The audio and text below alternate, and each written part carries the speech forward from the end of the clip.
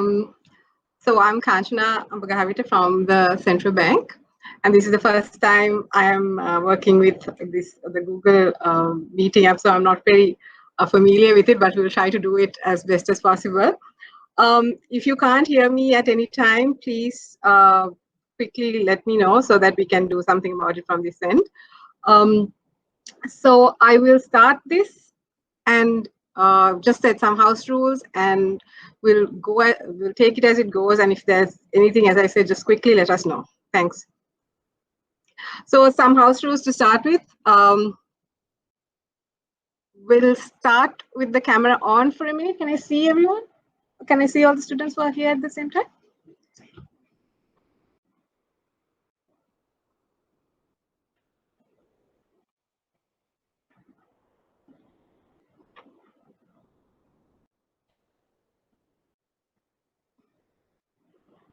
Right. If you can just quickly switch on your camera so that I know who's there and I can see you for a minute or so, if you don't mind.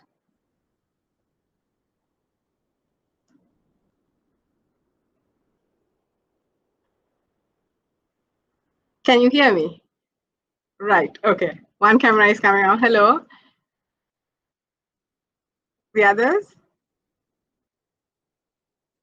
Okay. So we'll take this back after the break and see how this is going. Right. Thanks. I'll go back to the presentation.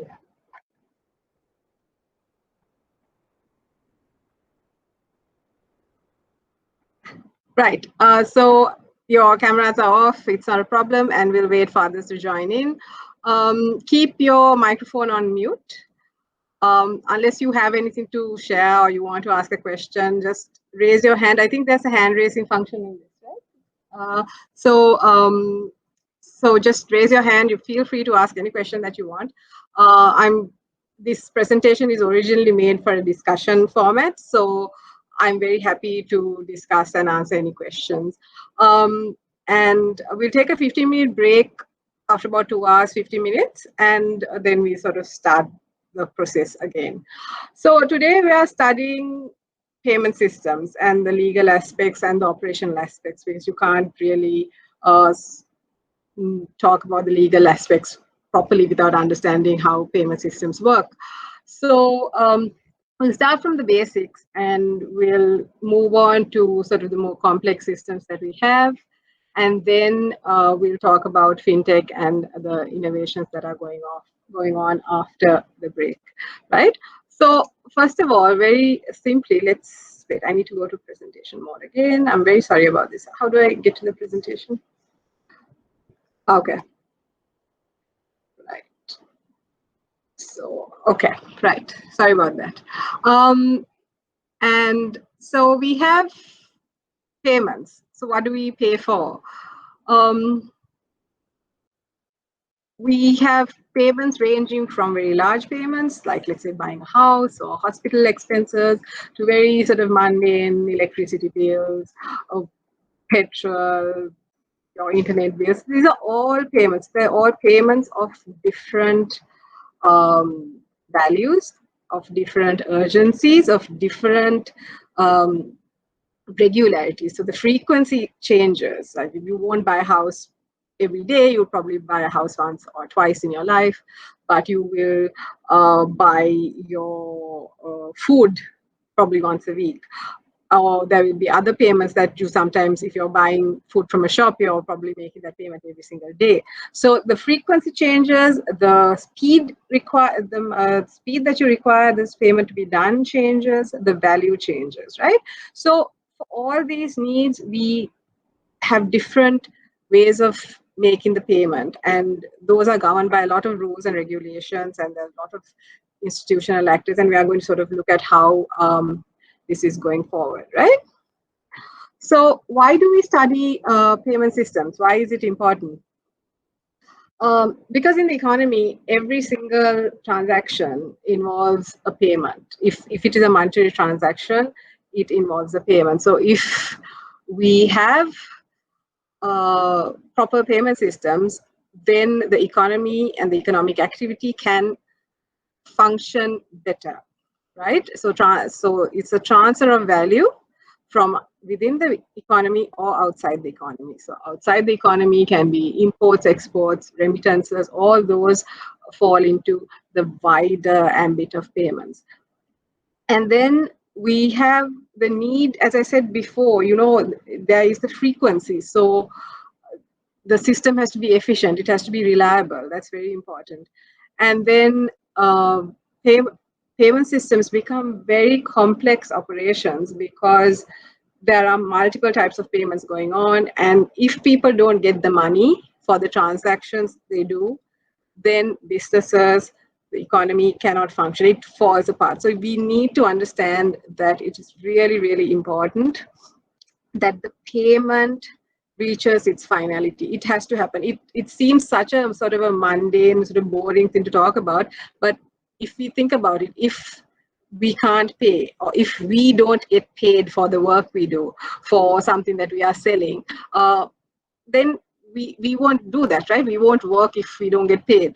So it's the same way. So every payments have to happen, and all economic activities reach their completeness once the payment goes through. So this is why it's very important to have payment systems in a country. So some key concepts. We'll start with these so that you have an idea of what is required, and then we'll sort of move on to the infrastructures. So what is a payment? Would anyone who's there like to respond by switching your microphone on if you would like to have this as an interactive session? Okay, I guess no one is responding, so I will just move on. So what is a payment? A payment is a transfer of monetary claim. Right? So it's the monetary value that you have, and it is acceptable to both parties, right? So if you use the Sri Lankan rupee, we can use it in Sri Lanka because everyone accepts the Sri Lankan rupee. But if we go to the US and try to buy something with a Sri Lankan rupee, we can't, because they are not the payee. The person who's getting paid doesn't want to accept the Sri Lankan rupee, right? So the monetary claim must be acceptable by both parties. They both must be willing to use that as a medium of exchange. And so this, it typically comes as cash or deposits in your bank.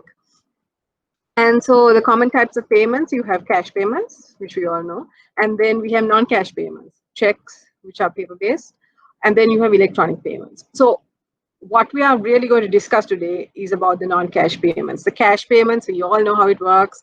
It is there's a lot of laws governing it as well, but here we are really focusing on the electronic payments because electronic payments have a lot more infrastructure and rules involved, and there is a move in the world towards electronic payments and moving out of cash. So we are talking about things that are already happening and going to happen in the future.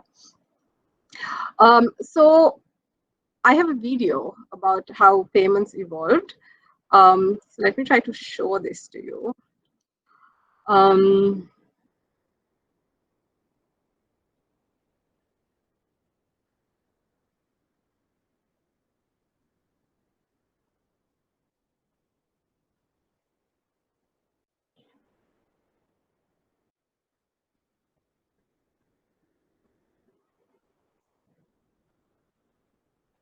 Let me see how this works.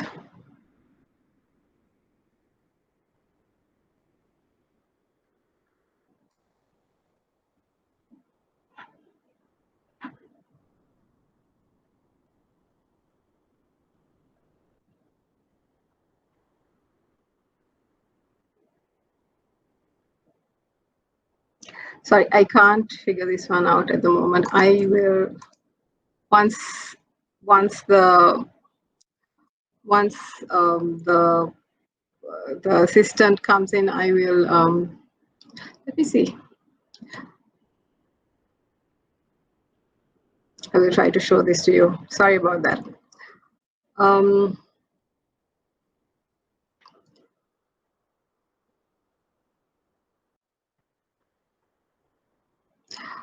I'm not very familiar with Google. Sorry about that. So the evolution of the payments basically has been moving from barter to cash and then to money orders and checks and payment cards. So that transition has been happening, and we know all these payment instruments and technologies up to this point. I think all of us are aware of these. And now we are moving into internet, and I think most of us are already using internet payment systems. And then we have mobile payments, right? So these are the sort of the newer ways of paying. And then even from that, we have even more modern versions like Internet of Things and wearables. So what is happening is the way that we pay is transforming, and the idea of money and the concept of cash is really changing from sort of a more material thing that you can touch to an electronic form. And what we are trying to understand today is what are the requirements, what are the environmental, the legal, economic, business requirements to ensure that this transformation from a handheld currency to an electronic money, what in the environment needs to change to facilitate that, right? So the payment process. Now, if you take cash, we all know how cash works. The payer gives cash, and then the goods and services are given to the payer, right? So there's no third party involved. It's final, like once you give the money, it's over. You can forget about the transaction because it's done. But of course, it has its risks like theft and damage, germs, especially in these times, we realized how people were reluctant to use cash because one way of transmitting the COVID-19 virus was deemed to be cash. So everyone didn't want to use cash, and they tried their best to move to electronic payments. So these are the sort of reasons why having electronic payments becomes important.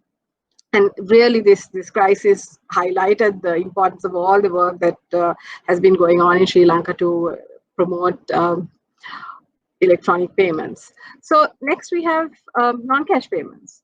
So what are non-cash payments? So either paper-based or electronic. There are always third parties involved. If it is a non-cash payment, this is the thing to remember. There are always third parties involved. It can be a bank, it can be a payment service provider, there's a clearing settlement networks, there can be app providers, but there's always a payment third party involved. And settlement is based on the clearing and settlement process. So what is settlement? Settlement is basically getting the money to your bank account or getting the money to your hand. Now, in a cash transaction, the settlement is instant. You get the money to your hand and it's done. But in a electronic non-cash payment transaction, that is not always the case. So we often see how we put money or how we issue a check, but the check takes time to get realized, or we make even a credit card payment and sometimes the money is held in our accounts, but we can see that the money has not gone, or someone has made a payment to us and we still haven't received it. It hasn't appeared in our bank account. So this delay comes because of the clearing and settlement required for electronic payment. So that is trying to reduce that time lag is a lot of what the recent technological developments have been about. And the pay will usually only interact with one party. They will only either interact with their app or their bank, but there's a whole lot of people behind it to get it done, right? And the benefits of electronic payments is there are so many security standards. So the issues of theft and damage and germs, all of those get wiped out because that's a very secure way of making the payment. And in Sri Lanka, we have things like SMS notifications. We have the EMV core standard that the e-payment issuers and the card issuers should follow. So these are really sort of secure systems, which we will discuss a bit as we go on. So how does the non-bank payment flow happen.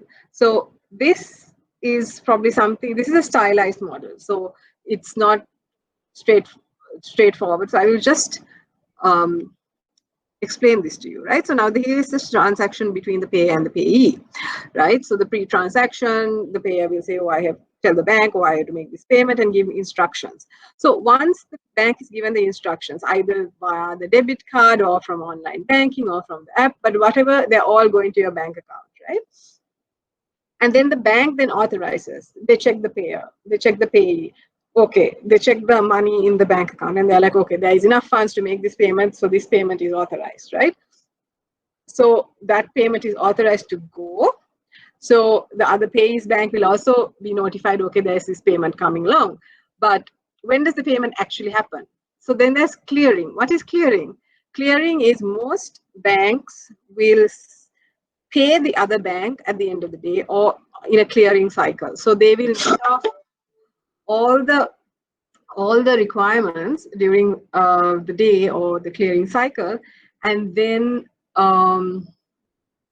settle at the end of the clearing cycle. So this is why there's a delay. So unless you have real-time payments, there will be a delay because the banks are clearing. They're checking, okay, bank A has to pay bank B 1,000 rupees, and bank B has to pay bank A in total 50 rupees. So then bank A just transfers 50 rupees to bank B because that's the net amount that has to go. And then post-transaction, so you have the clearing, you have the settlement, and then post-transaction, the payee will be notified that the money has come into the bank account, right? So in Sri Lanka, most of the non-cash payments are processed electronically. And the reason that I say most is because there are still things like postal orders that are still non-cash payments, but they're not so much electronic. They are still in paper form completely. As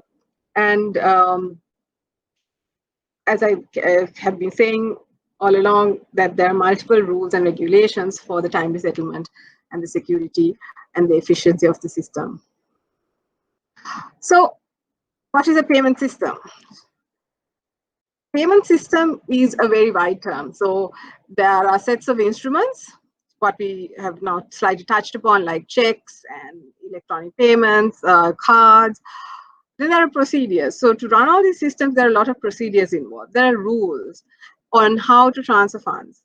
And then there are always participants. There are multiple participants. A payment doesn't happen if there's only one participant. There has to be multiple participants involved. And then there's the entity that is operating the system. So the clearing agency, the settlement agency, the banks. So there's someone who's always operating these systems.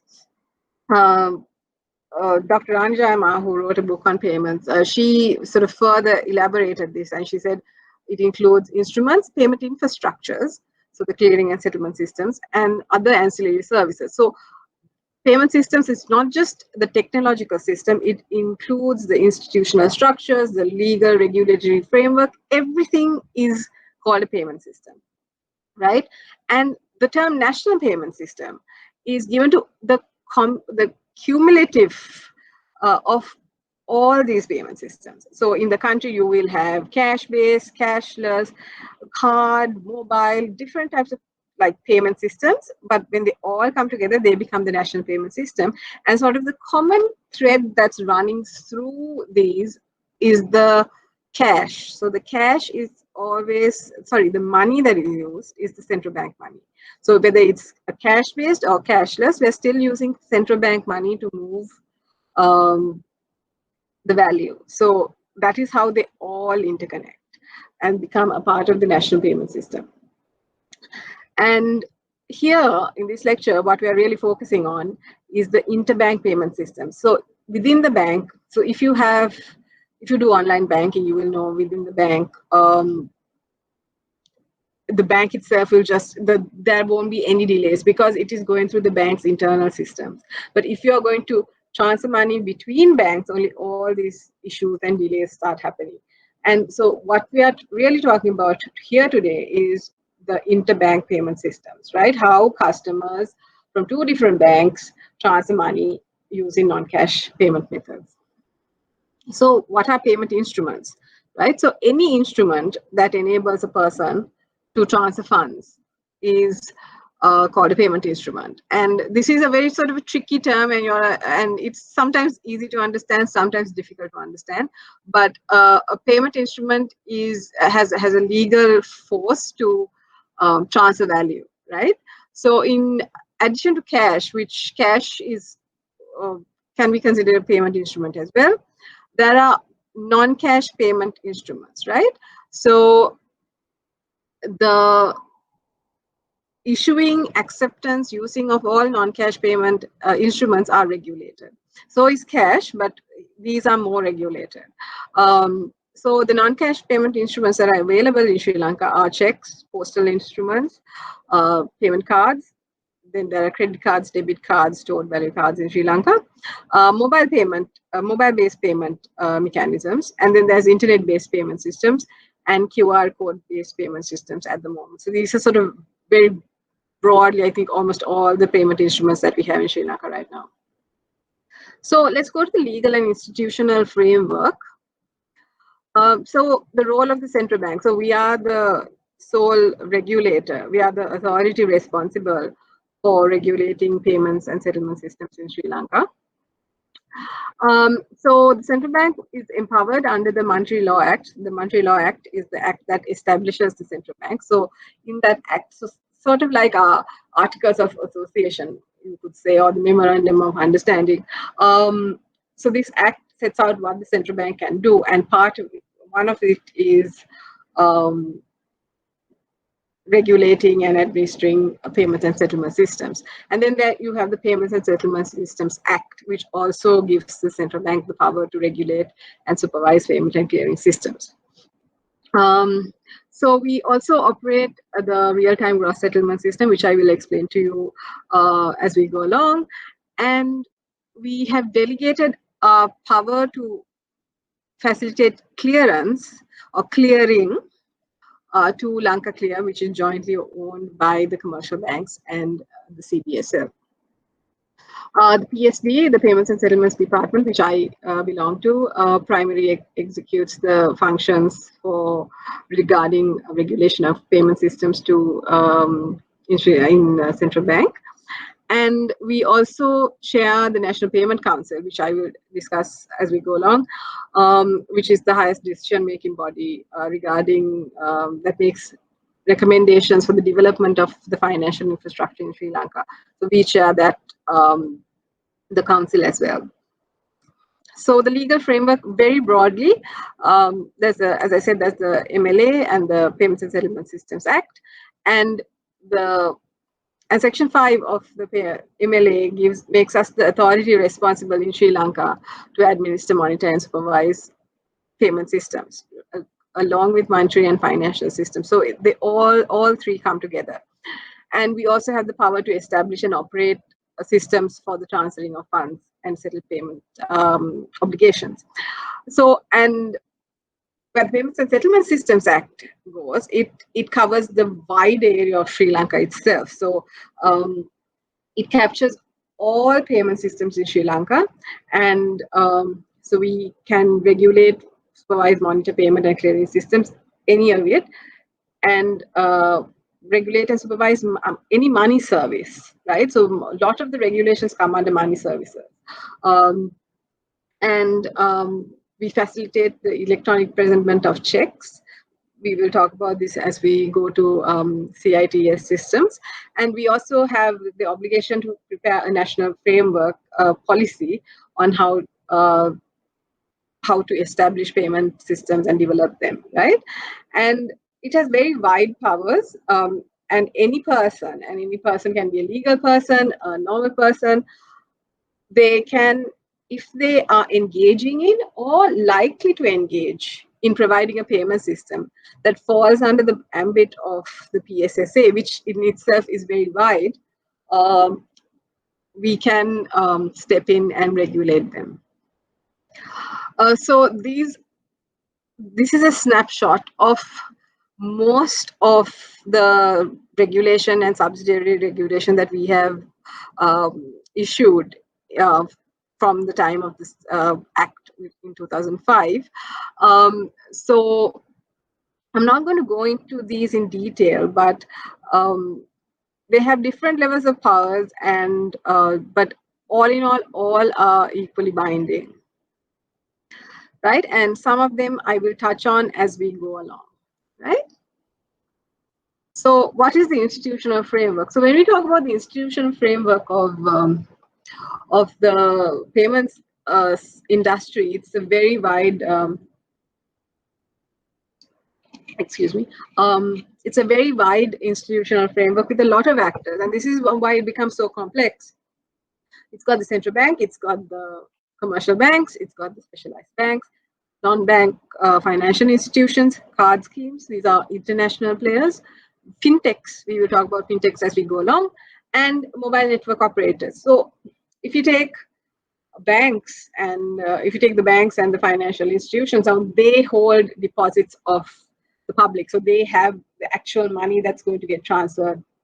If you take things like payment card schemes, they are not holders of deposits, but they actually have the systems that provide that facilitate the movement of the funds. So they're infrastructure providers actually. Mobile network operators are also infrastructure providers. They have been given license to operate because they have the infrastructure to transfer the money held in wallets or wherever that the regulation at the time will specify. Right now it's in wallets in banks, to transfer those funds. So fintechs are also similar. They are actually an infrastructure provider at some level through applications. So this is very, very complex structure. And then you have Lanka Clear, which is the national clearing house.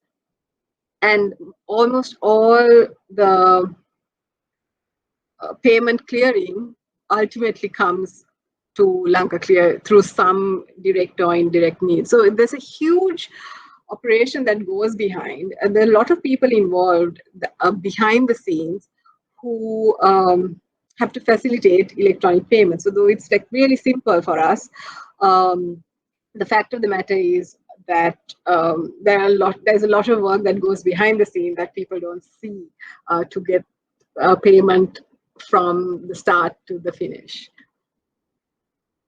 So a National Payment Council, what I mentioned before, so it was set up in 2006, and its primary purpose is to sort of operationalize the payment policy requirement that has been set out by the Payments and Settlement Systems Act.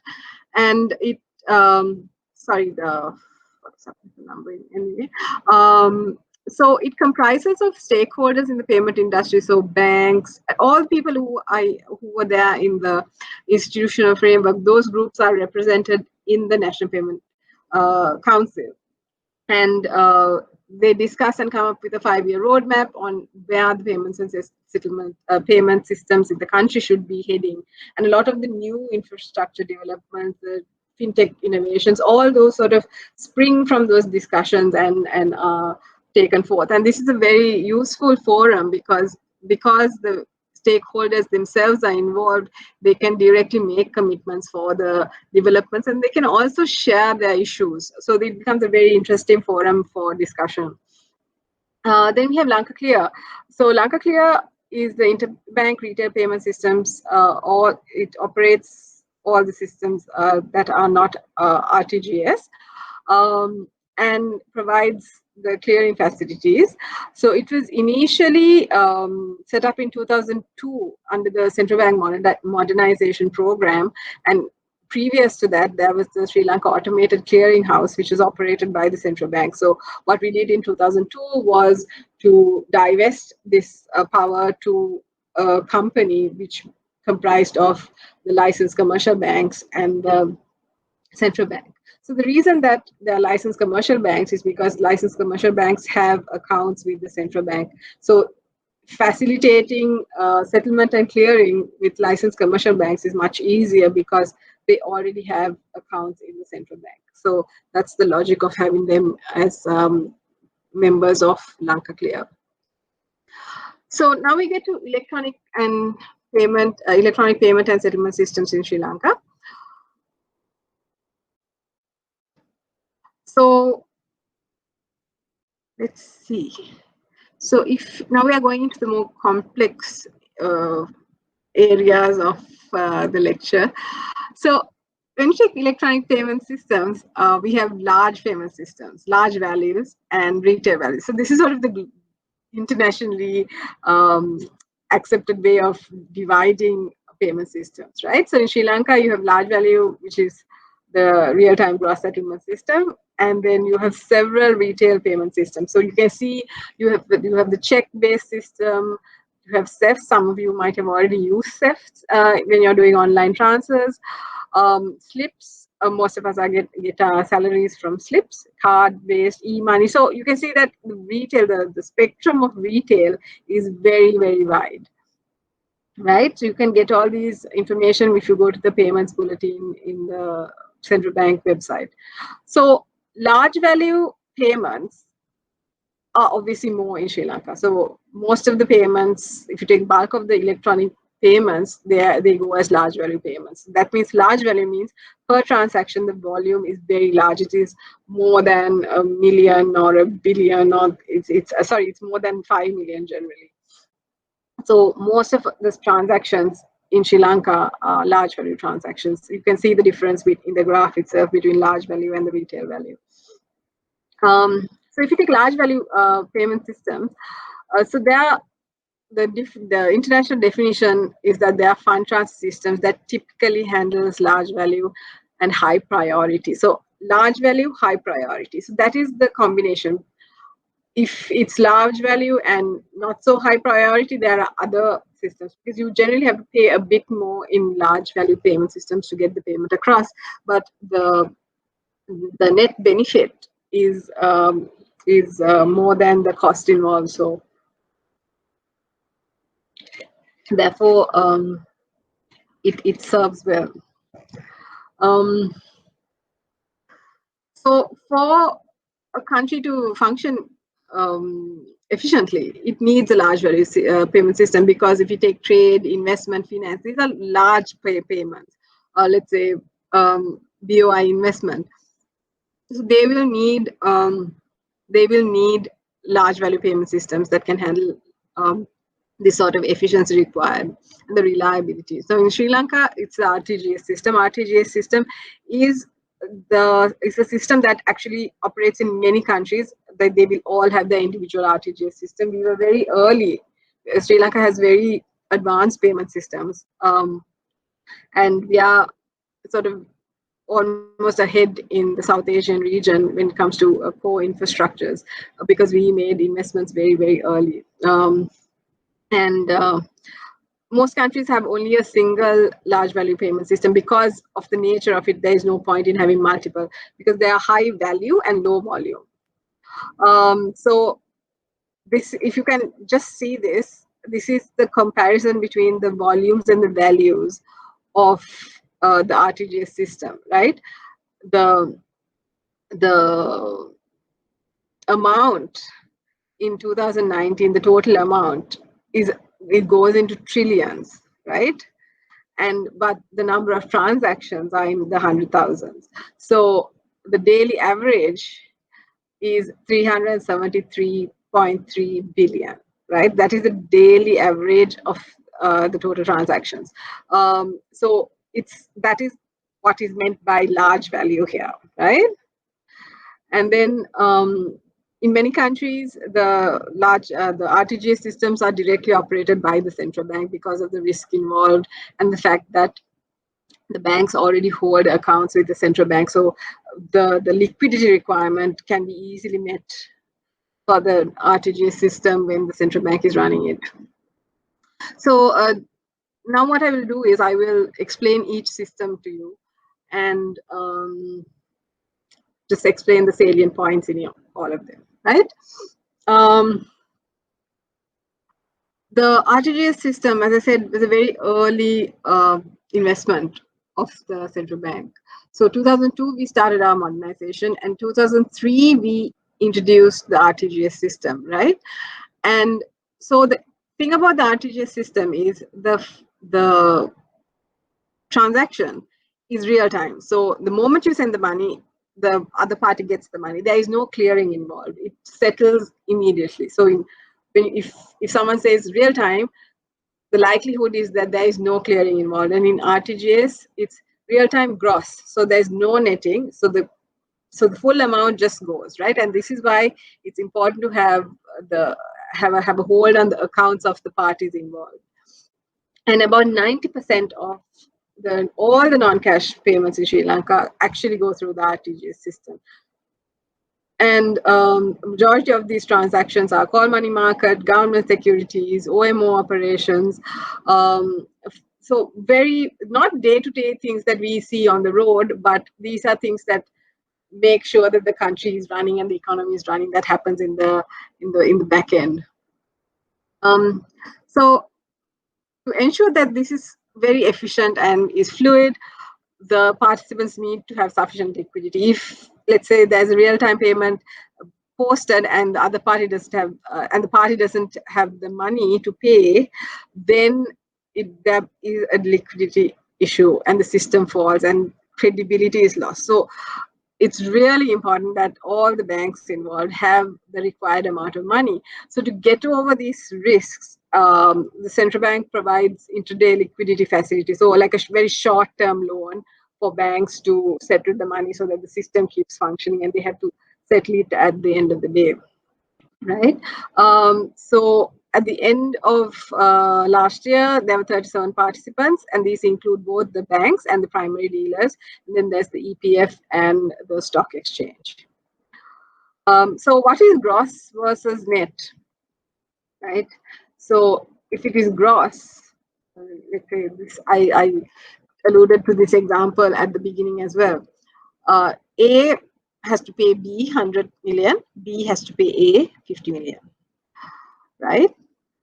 So what happens? In gross, full amounts go. A will pay 100 to B and B will pay 50 to A. This can be whichever order that the time requirement is, right? But in net, all that will happen is at the end of the day at the end of the clearing cycle, A will pay B 50 million, right? So except RTGS, all other payment systems in Sri Lanka have their final settlement. There will be sort of provisional settlements that happen throughout, but final settlement is always on deferred net basis, right? Deferred means it's delayed. So the retail payment systems, right? So retail payment systems are of values that are not generally posted on RTGS, right? And they are to what we would have in our possession, our credit cards, things that we can do over the phone, then the remittances that we get. So these sort of largely fall into retail payment systems. And we have several retail payment systems to meet different requirements, different times, different speeds, different values. So there's the check imaging and truncation system, the Sri Lanka Interbank Payment System, SEFs, the common ATM switch, and the payment card schemes and telebanking, internet banking, mobile banking. So they're all sort of similar in nature, right? So first we'll go to check clearing. So check clearing is very important in Sri Lanka because it is, after RTGS, it is the highly used payment method, right? A lot of the large values in Sri Lanka outside RTGS goes through checks, right? People use checks a lot. And that, though the usage has gone down, it's still very, very high. And check clearing was first moved to the central bank when it was set up in 1950. And then the automated clearinghouse basically was something, initially what we're told is people would bring their checks and each bank would just share their checks and figure out how to net it out. And then Lanka Clear was set up, and then they introduced the automated check clearing in 2006, right? So the thing about automated check clearing is now, those days a check took 7 days, 5 days to be cleared, but now it's T+1. So it's very, very quick. The check clearing happens very fast, and the check return is also online. And there are cutoff times that are there, but the check clearing, all in all, is quite an efficient process that takes place. But if you look at these graphs, what you will see is that the volumes and values are going down in checks, because people are moving away from paper-based methods, because there are alternative methods that are more efficient and more cost efficient as well, than using checks. But we will still see, just keep these numbers in mind, right? So the value of checks, if you look at the average value of the checks cleared by Lanka Clear on a daily basis, it's in billions, right? Look, it's like 40 billion. It's in that range. And if you take the volume of the transactions, again, it's about 180,000. So it's quite high, right? And when we go to see the other payment systems, we'll see that they are still relatively quite low, right? So systemically important payment systems. Systemically important payment systems means if something happens to these payment systems, if they stop, then it affects the entire banking system and the economy. That is the system. We are talking about the financial system, not only a payment system, but the financial system and the monetary system, and that will get affected if these systems come down. So there are two identified systemically important payment systems in Sri Lanka. One is RTGS, and the other is the check image and truncation systems that we just discussed. Now, they are systemically important for two different reasons, right? RTGS is important because it's got high value transactions going. The amounts are phenomenal, as you see. SITS is high volume and high value. So it's got a very high volume. So that means a lot more people will get affected if SITS falls, because a lot more businesses, a lot more companies use checks. So if the check clearing system falls, it will have a huge systemic impact on the country. So now we move to the other retail payment systems. One is SLIPS. So SLIPS is what we get salaries from, right? So it's one of the earliest electronic payment, interbank payment systems that we had.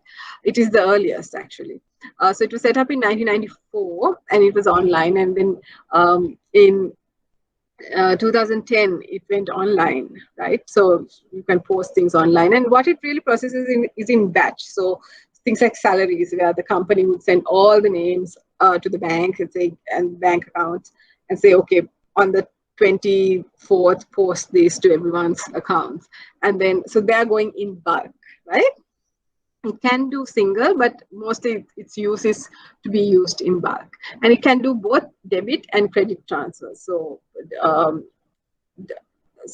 pull and push. I will describe it in the next slide. So it's T+0 now. So if you post your payment in the morning, in the evening, you will get the money will go to the relevant account, right? So there are 45 participants in the SLIP system. The banks, the commercial banks, the specialized banks, and the finance companies. And this is one of the posters that we have had to promote the usage of SLIPs. So as I said, there are many transactions that go, salaries, standing orders, EPF payments. So all that can sort of be pushed in bulk. And then there's also direct debits. Direct debits is when you can pull the money, the bank for the credit card payment. If you give the permission, the authorization for them to pull money from your account, that's called a direct debit. Then the bank on the necessary day will go and, let's say you have to pay a credit card bill of 5,000 rupees. They will go and pull the 5,000 rupees from your account. A better example is, let's say, electricity bill, right? So electricity bill, the CEB you can give the CEB the authorization to take the money from your account. So then the CEB will give that authorization to the bank, and then the bank will pull the money from your account on a given day, right? So Slips has both these facilities, but it is mostly credit transfers that it is used for. And what we are seeing is that, as you can see in these graphs, that the per day transactions are going up. But please note the amount, the average is still in sort of less than 10 billion, whereas in checks, we are still talking in the 40 billion, right? So next is a very, very important infrastructure development that we had. And this is called CCAPS, the common retail e-payment infrastructure initiatives. And what the common card and payment switch did was it really revolutionized payments in Sri Lanka, and then we are still doing that as we go on. So it's got 5 phases, right? And they're all switchers. So switchers basically is where for interbank payment, the transaction gets posted, and then you, from a switch, you send it to the relevant place. These are all switchers, but these switchers have a very, very important function in the retail banking framework, right? So CCAPS, which the whole operation is set up is operated by Lanka Clear, and it is the national platform for retail payments now. And it was designated as the national payment switch, and it uses the brand name Lanka Pay. So if you go to an ATM machine, you will see this sign, you will see this logo called Lanka Pay. So anything that has the Lanka Pay logo, which means it's using one of these switchers to perform its functions, right? So there are 5 switchers. One is the common ATM switch. The other one is the common electronic fund transfer switch, and the shared ATM switch, and then the common POS switch, and then there's connected to that is the national card scheme, and then there's the mobile switch, right? So what is CEFS? So CEFS is, we start with CEFS, and CEFS is a really, really important infrastructure innovation in Sri Lanka, and it's something that all of us, most of us have started using, and it is really the sort of the front runner that has really brought in huge capacities for development of payment systems in Sri Lanka. And what it does is it facilitates real-time payments facilities, right? So the interesting thing about CEFS is that it doesn't, it's not a real-time system like the RTGS, where the money is directly posted between banks. What happens is the money does go to the customer's account, whoever you're paying, but it's the bank, it has not yet paid the bank. So what happens is, if you take A and B, and A is paying B, B's bank will put money into B's account, and then during the clearing cycle, A's bank will send the money to B's bank, right? So that is, so interbank, it happens like that. So to the customer, it looks like it's real-time settled, and it is settled real-time to the customers, but the banks themselves do the settling later. So that's why I said when I was describing real-time payments, that RTGS is the only system that has proper real-time settlement, right? And CEFS has enabled a lot of extensions and further developments to give a lot of, to increase the efficiency of payments in Sri Lanka. So one of these are the Lanka Pay online payment platform, right? So for government payments, like customs, now you don't have to go to the bank and give a receipt and things like that. You can directly pay online, and just using CEFS. So there's a real-time payment going to the government institutions. Customs already uses this. IRD is about to come in. That is the Inland Revenue. And so this enables these. So you don't have to go to the bank and do this transfer. The LPOP system directly connects you to make the payment. And then another CEFS development is Just Pay. You might have heard of Just Pay. It's been advertised. But what Just Pay really is it It is a facility that enables mobile apps to directly use money in customers' bank accounts to pay. So that extension also comes from CEFs. So that's why CEFs is really, really important in the development of payment systems in Sri Lanka. So if you look at the Just Pay method, right? What we have is you have Bank A and Bank B, and then Just Pay is connecting them. But what the customer is using is just the merchant's app, right? So the mobile app will just connect to the bank account, and then the money just gets directly transferred. So it's not going through any other system like in a card where it has to go to the international system, but it will directly go to the bank account and then transfer directly to the bank account of the person who you're paying. So this is sort of enormous developments, and this is really the thing that that changes payments in Sri Lanka. And then more details about CEFs is it's available all the time, and it's also regulated. So every single payment system that I'm talking about will have a general election, a circular, and the obligatory requirements, the key prudential requirements. Each bank has to have proper systems to ensure that the system doesn't fail, right? So that's really, really important. And then by 2019, there were 39 members in CEFs and 24 commercial banks and 4 specialized banks and 10 finance companies, right? Because this CEFs is really picking up as the key way of transacting. Then if we look at CAS, right, this is the common ATM switch. What does the common ATM switch do? It lets us use any ATM of any bank, right? So if anyone is in the ATM, common ATM switch, they're members of it, we can just go to any bank and use the ATM. We don't need to look for our bank, right? So this has really picked up, and as you can see, the usage is going up in these graphs. And these are also like CEFs. There are banks' liquidity requirements that they have to meet to ensure that you don't discriminate the person of the other bank so much where they can only withdraw 1,000 rupees.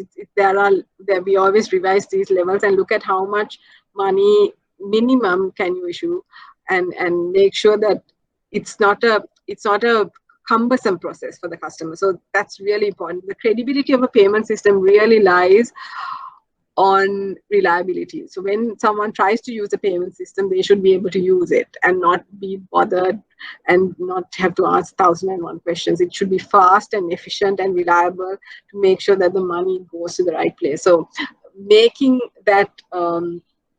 the payment system to that level is really important.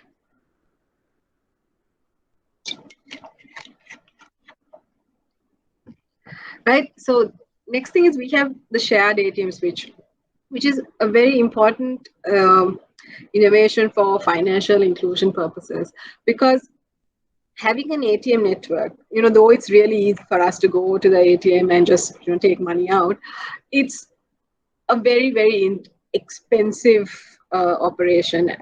Running an ATM switch, having the technology functioning properly, making sure there's enough money, you have to keep checking, and you have to make sure that the security requirements are met. So operating ATM switch, ATM network is very, very cumbersome. So that's why some financial institutions might not be able to have their own switch, right?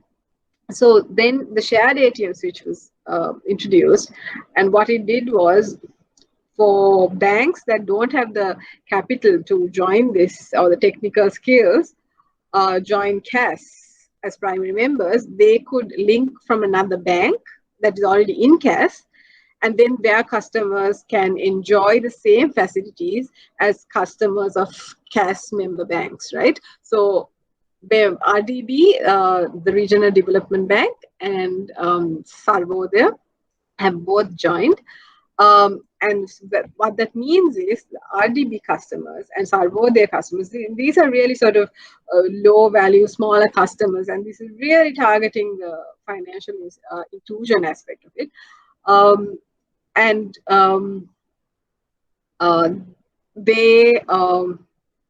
they can now use the same facilities as any of us who are using the CAS network, right? And I also wanted to point out the CDM machines and CRM machines, which is a cash deposit and cash recycling machines. So now we don't have to go to the bank counter if you want to deposit money or to sort of process the money that we have in hand. These machines have enabled that. So what basically, if you sort of have been following this, what you'll understand is that we are really trying to get the customer onto electronic ways and not to go to the bank so much, because there are so many other more important functions that the bank can do, and there's a lot of things that technology can do. So what technology can do easily, we might as well give it to a bank to do it, while what the bank staff really should be able to do, they can do it on their own.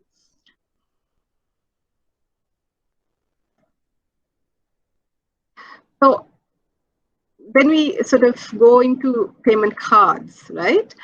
So payment cards is very, very prevalent in Sri Lanka, and a lot of people use it. There are 5 international card schemes in Sri Lanka, but as we know, Visa, Master are the most important things. Now, with regards to payment cards and mobile, with regards to payment cards, there is a very specific regulation under the Payments and Settlement Systems Act. That is the Payment Cards and Mobile Payment Systems Regulations 1 of 2013. So if you're involved in any company, or if you know of any company that wants to be involved in mobile payments or in payment cards, this is the regulation they need to go under, and all the licensing happens under this regulation. So this regulation enables licensing of acquirers, that are people who can acquire cards, the people who issue POS machines, then card issuers, so the banks that can issue cards. So all these licenses come under this act, right? And and there are increasingly new regulations and requirements, like for instance, for security now, all the cards have to have EMV standards, and then there's real-time notification, and all these sort of ancillary things also come under this regulation. So it's a very, very important regulation to know, and this is sort of this has made sure that card usage and mobile payment usage in Sri Lanka is quite efficient and quite reliable. And in 2019, Sri Lanka launched the National Card Scheme, which I will discuss in the next slide, right? And right now there are 32 issuers of debit cards in Sri Lanka. There are 17 issuers of credit cards, so not every bank issues credit cards. There are 10 issuers of stored value cards. So stored value cards mostly in Sri Lanka are used for things like travel. But if you go abroad, like in the UK, there are a lot of stored value cards that people use on a day-to-day basis, especially for internet, for e-commerce and for shopping online and, managing their funds. And then we have 11 acquirers of payment cards. So not everyone can issue POS machines and make sure that end, the acquiring of the payment can function. So there are two, the issuer and the acquirer. So as you can see, there are more issuers than there are acquirers, because acquirers need to make sure that the money gets transferred properly and the security standards are met, and so the responsibilities of the acquirer is much higher. That's why you have far less acquirers. So Last year, the national payment card was launched in Sri Lanka. So this also uses the common the CCAP system, right? It uses the common POS switch. So what happens is, in a normal card transaction, if you use Visa or Master, the message goes international. It will go to Visa USA, or yeah, I think it goes to Master Australia or someplace, and then the message comes back. Right? Sometimes when you're when you're purchasing online, the verification page of your card payment, you can see the .au or the .uk or the .us, and that is because it goes abroad and comes back, right? But in the Lanka Pay system, it doesn't. What happens is it gets routed locally. All the rupee transactions get routed locally. And we are connected with JCB, which is an international card operator, like Visa and Master, so that you can use this card outside. So if you want to go outside, you can't use the Lanka Pay network. You obviously need an international network. So that's why it's connected with JCB. And already there are banks that have started issuing debit cards from on the Lanka Pay network, the national card system. So this is what the card looks like, and it's got the Lanka Pay logo as well. And this is EMV compliant, so it's a very safe card. That's why. So EMV compliant means this chip, right? So this chip is much safer than the magstripe, and it has several security features to prevent fraud. This Lanka Pay card is really, really important, and the increased usage of it will reduce the foreign exchange payments that we have to make outside, because every time a card payments get routed through Visa or Master, there is a foreign exchange payment that is going out to them, which when adds up is a big amount to Sri Lanka. So there is a foreign exchange saving in using Lanka Pay cards. So this is the regulation. So this is the regulation, the other half of the regulation, right? So it's the payment cards and mobile money, right? So this is the mobile payment system part of it, right? So what is mobile payments? It's payments made through a wallet in the electronic form, store using a mobile phone. So the easiest example for all of us to see is Mcash and EasyCash. So those are mobile phone based e-money systems. Under the regulations, there are two groups, right? One is the customer account based mobile payment system. Now these are the systems for the banks, right? These are the systems for the banks, because they already have the customer's accounts, so they can have wallets for the customers to pay online if they want, right? Then there is the custodian account based mobile payment system. Now these are what the mobile operators use, for Dialog and Mobitel use, right? Now this license means that they have to have a custodian bank arrangement. So in Sri Lanka, you can't just hold the public's money with you, right? You can't mobilize deposits, right? You have to have a license. So right now, banks and financial institutions can hold can mobilize deposits, but others can't. So the telcos, they have to have a custodian account with a bank, and they get their license with the bank, right? So they don't have a license on their own to operate. They can't break away and just operate on their own. The money of the public is held with the banks, because that is where it is safe, because banks are regulated, they're very well taken care of. So the money stays with the banks, right?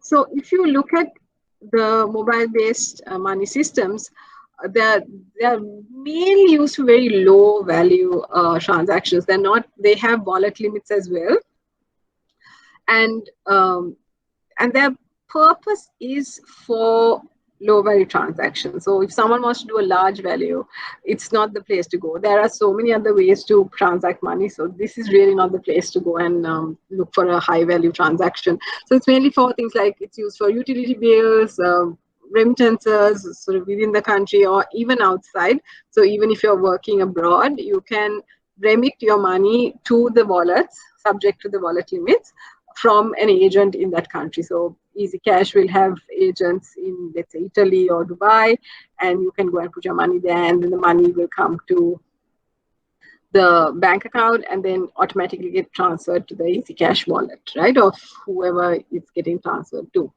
Um, and they have made a lot of integrations to make institutional payments, electricity bills, and all those things. So increasingly, there is more usage because there is more places that you can use it in, right? So how this works is you have the custodian account, and then every single wallet, all the total must be reflected in the custodian account. So at any time, the money is there. It's, let's say anything happens to the telco or the telco just stops working, the bank will have all the amount of money of the public held so that it can be given, right? So this is the real protection that is given to ensure that the system is reliable and people will trust it and the public's funds are safeguarded, right?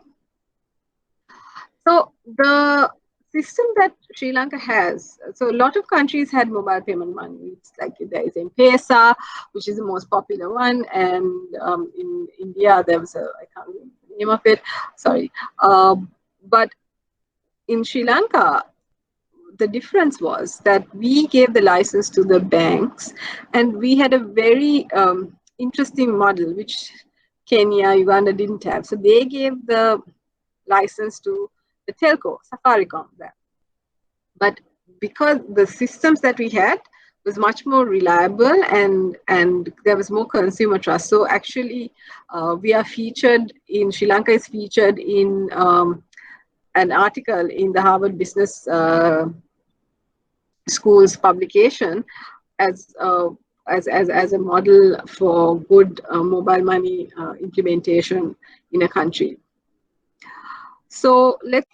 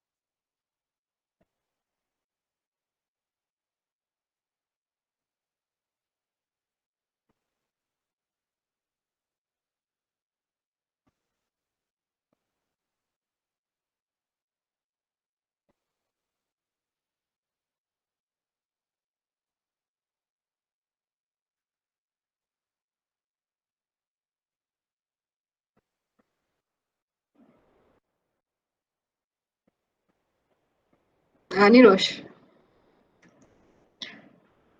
So I want to go back to the presentation.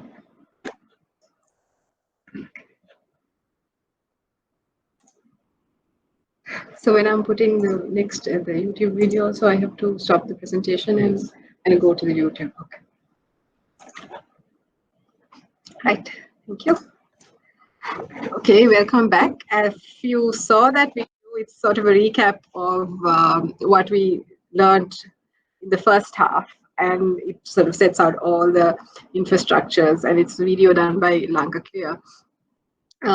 So we've sort of now learned, just quickly recap, what we've done so far is we looked at the regulations, we looked at the legal framework, we looked at the participants, the institutions that are involved in the legal framework. Then we looked at the different infrastructures available for different types of payments.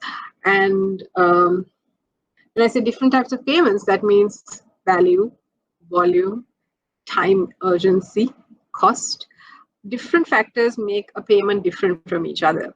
And what each payment system is trying to do is be as efficient as cash, probably, or to get rid of the inefficiencies of cash. And this is very important to keep in mind. And you're really sort of deciding what type of instrument do I use for what payment, right? So if I'm going to make a really quick payment, I can just use a mobile app. But if I want to make a slightly larger payment, right? If I want to use mobile payments, if I use Easy Cash or Mcash, then there's a wallet limit. I can't pay over that. But if I want to pay up to 5 million, then I have SEFs, right? Real time, I can send 5 million per transaction, right? So that's that availability is there. And SEFT you can access from your phone depending on the mobile banking app that you have. So next you have the time question. Do I want it real time? Do I want it deferred? Then you can use, if time is not so pressing, then you can use slips. You can use batch wise. If time is pressing, then you can use RTGS or SEFs up to 5 million. So that decision of alternative systems is really up to the customer and the bank. And what infrastructure providers and regulators have done is give those options so that people have whatever choice that they need.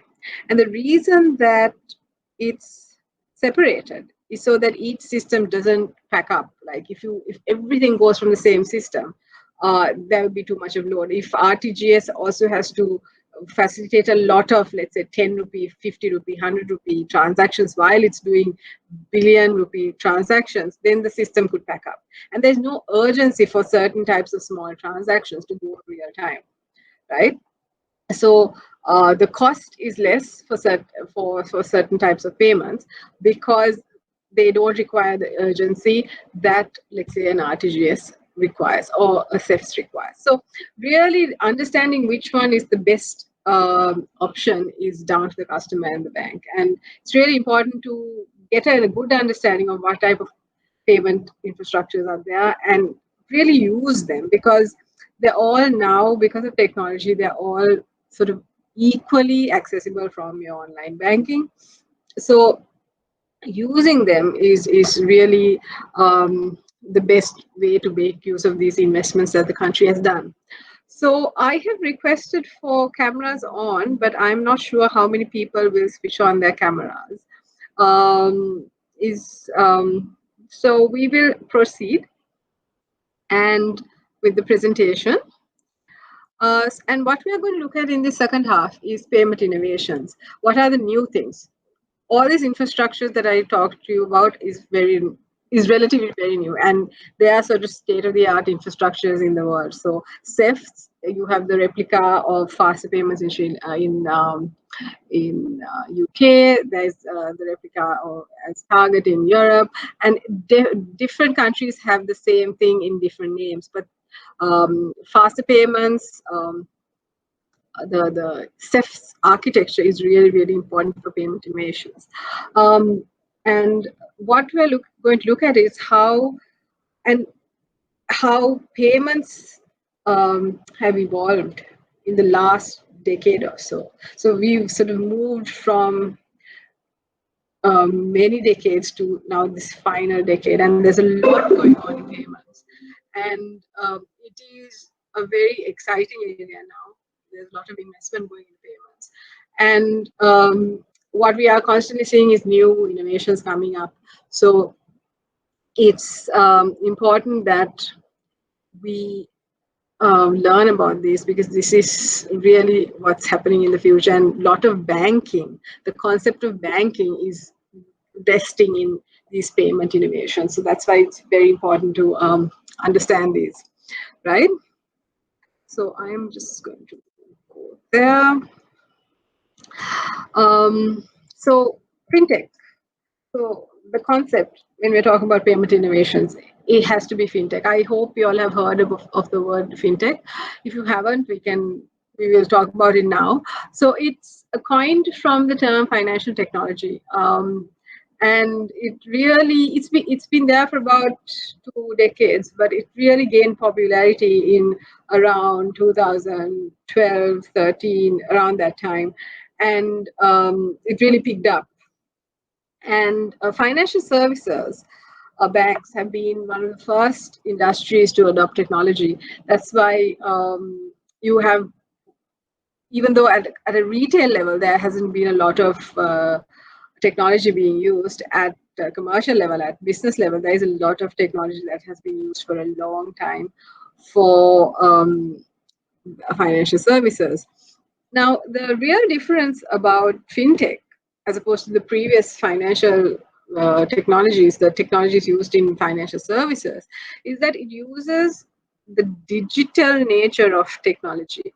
That is, in digital technology, it's very flexible, it's very agile, it can be changed very easily and adapted and connected. You can make it interoperable very easily. Especially with mobile technology, it has enabled innovative solutions. And innovation means using existing resources for new purposes, right? So it's not inventions. Inventions is when something new or totally new is created. But an innovation is when you take something that is already existing and you sort of reconnect it in a new way to get a novel product, or to create efficiencies, or to create business, to create value for customers, right? So what fintechs are doing is using existing technology of the mobile, of the internet, and connect of the general digital technology information systems, and using these and pairing all of these up to come up with new financial services, new payment systems, to give customers more value and really challenge what has been banking, or what has been considered banking for all this time, right? And this has been these innovations have had a positive impact on financial inclusion, on really addressing underserved markets. And some of the common fintech innovations are, you have internet banking, we've talked about it, but this also falls into fintech innovation because new versions of internet banking are picking up. Mobile payments, crowdfunding facilities, peer-to-peer lending. So no longer do you have to go through an intermediary to find money. So what right now happens through a bank is people go and deposit money in the bank, and then the bank lends that money to people who want the money. But in peer-to-peer lending, what happens is you don't have a bank. You can directly connect to the people who need funds, and then the two can connect and have interest rates or whatever that is. And the lending platform will have a small fee for connecting the two of you, because this supply-demand mismatch is the problem, and that gets fixed using technology. Robo-advisory, and I think robo-advisory is something that several of you might have already seen in a sort of a bot form, which is if you go to your online banking, there will be the help chat. They say, oh, come and chat for help. But when you start chatting, you realize you're chatting with a robo and not with the actual human being. So robo advisory can go from that to sort of proper financial advising on proper financial investments and sort of larger value advisory as well. So let's compare fintech and traditional tech, because this is a very fine, it's not a fine line, but it should be understood, because if you don't understand what fintech and traditional banking is, you're not going to make use of either. It's really important to understand what fintech is and what banking technology is to appreciate the strengths and weaknesses of both, right? And really make use of what fintech is and what banking tech is, right? Because the operation of fintech doesn't mean that banking tech is going to disappear. No, the other way around. The prevalence of banking tech doesn't mean that fintech might not rise, right? Fintech is also already rising because it's targeting a separate market, right? So banking technology, as I said, has been around for a long time, so even more than like 150 years now.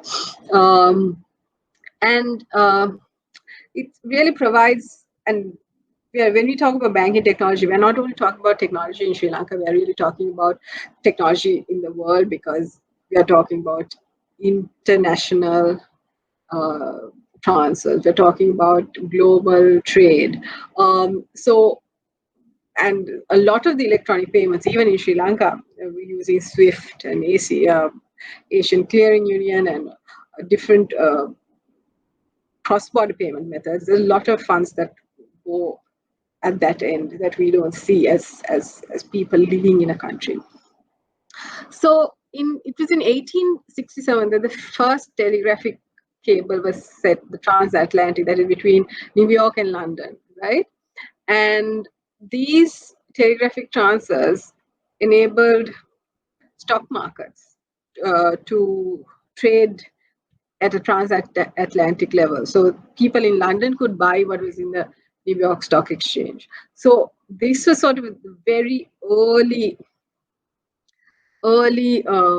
records of electronic message communication being used for fund transfers, right? And when we see that banking tech, because banks probably had a lot of money, and the value of bank really transfers with the record more than actual cash. It's the record that keeps transferring. So bank A will record that bank B owes it 500 million, and then bank B will say that it owes bank C 500 million, and then what really moves are those records, right? And to this day, what really moves are those records. And that's why the netting makes sense, because once all the records move, you just net and you transfer the full balance, right? So banks took on tech very, very early because it was necessary for them. It was useful for them. And there was already a lot of money in banks, so they could also invest in these infrastructures, right? So that's another thing. There is a clear need, and then you can also invest in the infrastructures. So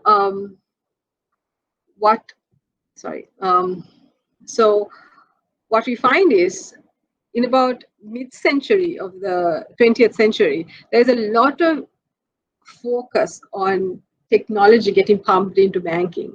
So 1958 is when the first credit card was launched, very first in the world, right? It was the Bank of America card, which later became Visa. And then in 1966, MasterCard started, right? And then the first ATM is 1967. So what we are using as technology and what we are sort of discussing as electronic payments are not very young technologies. We're talking about very old technologies. And these means that these technologies, these systems have been around from 1960s onwards, right? So they're way over 50 years old now. And they're functioning, and they're functioning well. And most of the rails, the infrastructures that these are running on, are actually that old because they got it right quite early. And then in 1968 was when there's the first reference of data management systems being used in banks. And Data management systems, I think if you're already working in a bank, you would know that the core banking systems are running on like data management systems. And these are sort of the older systems running on AS400, etc. So what I want to show is that much of these, if you look at the timeline here, 1968, UK banks started using the computer-based inter-organizational network, right? That is the electronic is data interchange. That is basically the basis of BACS in UK, which is the SLIPS equivalent, the Sri Lanka interbank payment systems, the one that I described that has batch payments, right? And where the salaries and everything get paid. So that was developed in 1968. So that's fairly old, right? And even Sri Lanka started it in 1994. So it's fairly old, and these systems have been quite robust, and they're still kind of functioning on the original systems. It was only in 1969 that the magnetic strip was introduced to the card, and we know that the magnetic strip is used to date, right? So then the RTGS systems sort of were introduced in 1970, and then stock exchanges went online. SWIFT, which is the international messaging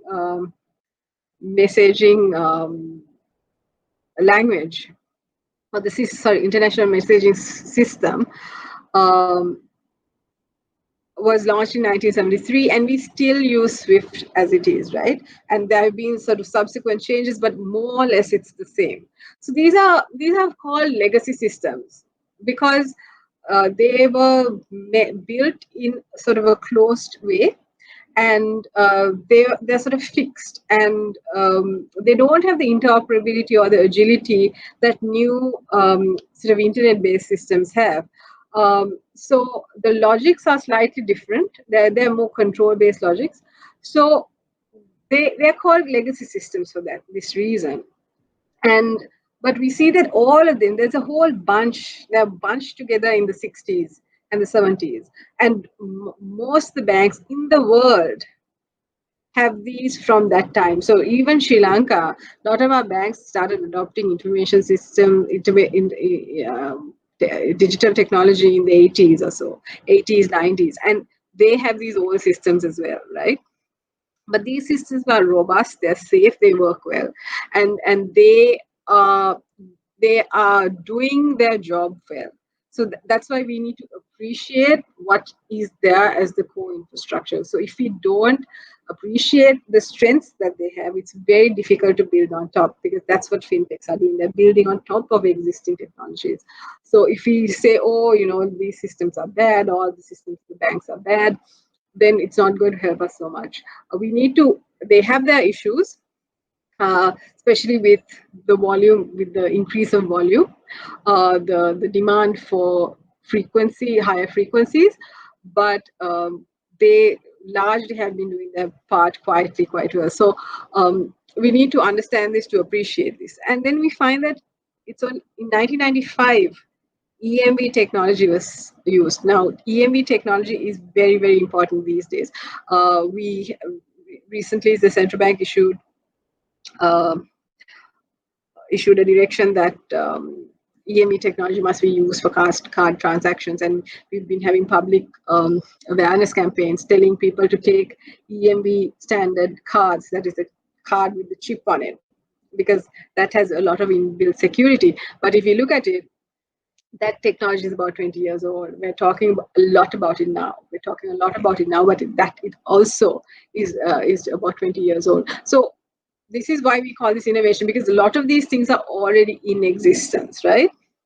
So then comes the fintechs. What are you have fintech and you have the fintechs, right? Fintech is the type of technology, and the fintechs are the companies or the institutions or the organizations that use this technology, right? So one of the famous fintechs is PayPal, and a lot of people know it's a very successful payment wallet and payment service provider, and it is actually pre 2008. That is pre financial crisis. This is very important because PayPal is a real success story because it's from the dot-com era and it's really survived. And very few survived from that time, and very few has been able to survive even recently. It's very competitive, and payments is a very difficult industry to function in and operate in because there's a lot of rules and regulations involved. Um, but PayPal is one of those success stories. But why did fintech become so popular in 2012, 13? What there are several factors that gave rise to that real popularity. One is the proliferation of technology, of mobile technology and the internet. Uh, Everyone started getting smartphones, and we will find a lot of the fintech innovations are app-based, and the mobile app-based, the smartphone app-based. So the mobile phone becoming so prevalent and so cheap that everyone could have it made that it could, whatever innovation, whatever product that you have, it can scale because a lot of people have the device available to scale. For instance, there's no point in making a high-end app if people don't have the device to use it. And a lot of these dot-com era developments had this issue where the technology came faster than the devices and the devices that people held. So that timing really matters in innovation and bringing things together. And then as this was sort of picking up, 2008, there was the global financial crisis, right? The real impact of the global financial crisis, apart from a lot of people losing a lot of money, was a lot of people lost jobs as well. A lot of people in banks lost jobs. A lot of people suddenly with banking experience, experiencing payments, in giving credit and all of that, suddenly had no jobs. And there were also a lot of regulatory changes in because banks were seen as sort of misusing their position. So there were a lot of competition-related regulatory changes start to be introduced so that other players also can come into the market. And there was also a division of risk. There was a bigger emphasis on risk. How do we divide? Where should we put the bigger which basket should hold the bigger risk? How should we compartmentalize risk? So and then there was profitability involved, and then technology itself. The technology itself was changing. The architectures of technologies were changing, so making them sort of more interoperable and agile and easy for people to pick up and learn.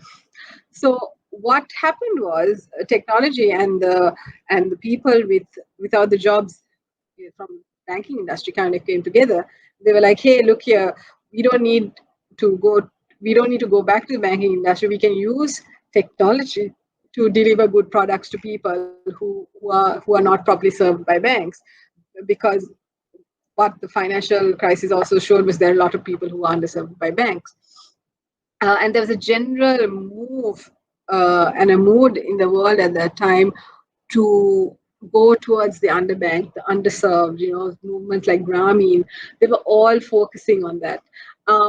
So all those factors came together, and payments and several other banking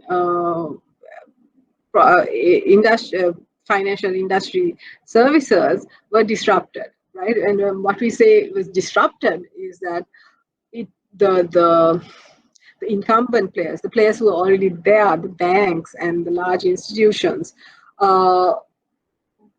met with the competition of these small, very agile companies that were able to scale because of technology. They were not scaling based on their capital or on the greatness of their product, but they were mainly capturing and getting to the market using technology, because if you have a mobile app, everyone can see it, right? It's not like putting an ad in the newspaper, or putting a big billboard. So mobile technology really enables people to reach out, right? And that was what these fintechs were doing. They were reaching out using mobile technology and the internet to the customers.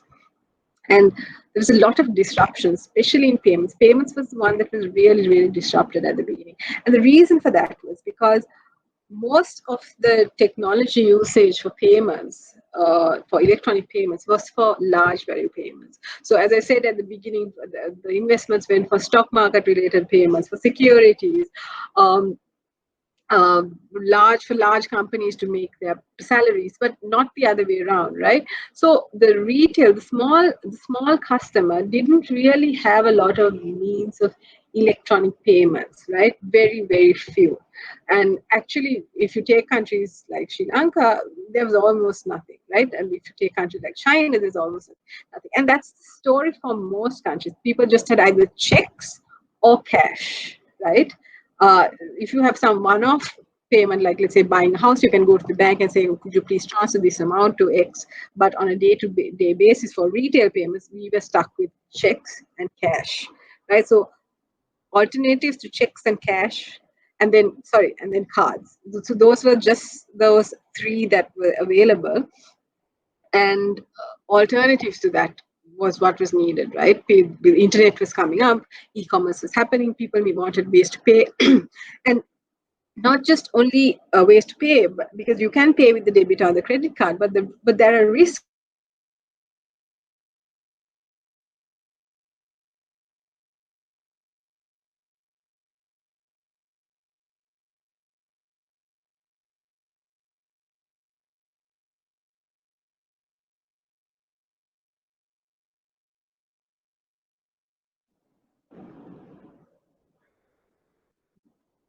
Because that's also,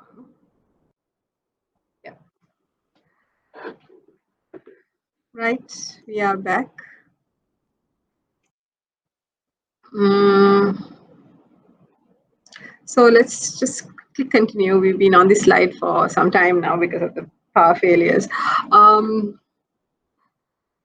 so in around 2008, that time, we also concurrently saw a lot of technologies coming in, which was the launch of the iPhone, and then you had M-Pesa, which is the mobile wallet, being introduced around the same time.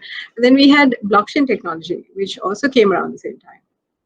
So we are seeing a bunching up of technologies coming up and usage of technologies and solutions. Now blockchain came through Bitcoin. Bitcoin was introduced as an alternative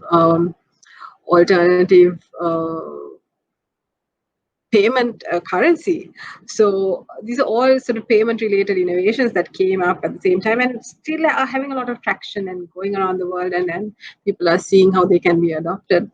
And the financial market is huge. The fintech market is huge. There's going to be a lot more investment going in. It's calculated that the total value of the fintech market will go up to 460 billion US dollars in 3 years. So that's not so long ago. So that's a lot of money in payments. The joke to say, because every time a payment goes, there's a small percentage that goes to each of the stakeholders, and because there's a lot of volume, uh, very easily. Because there's a lot of volume, very easily you end up making a lot of money. So that's how fintech came about, right? That's really the core of where this really started, and we are still experiencing the after effects of all these, because they haven't really disappeared. They're very much there.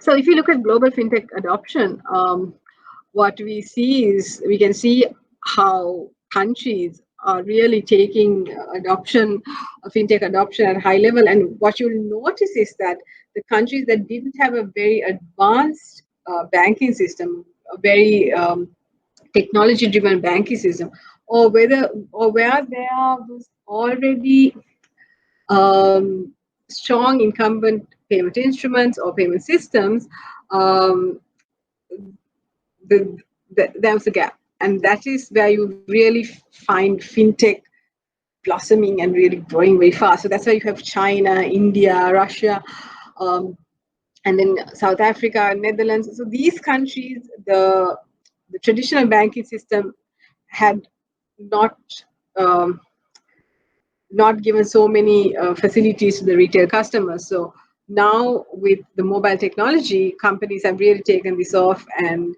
also the sheer size, except for let's say Netherlands, uh, all the other countries here in green are big countries with fairly large populations, and it's much easier to connect to them via the mobile phone rather than going and putting up banks everywhere.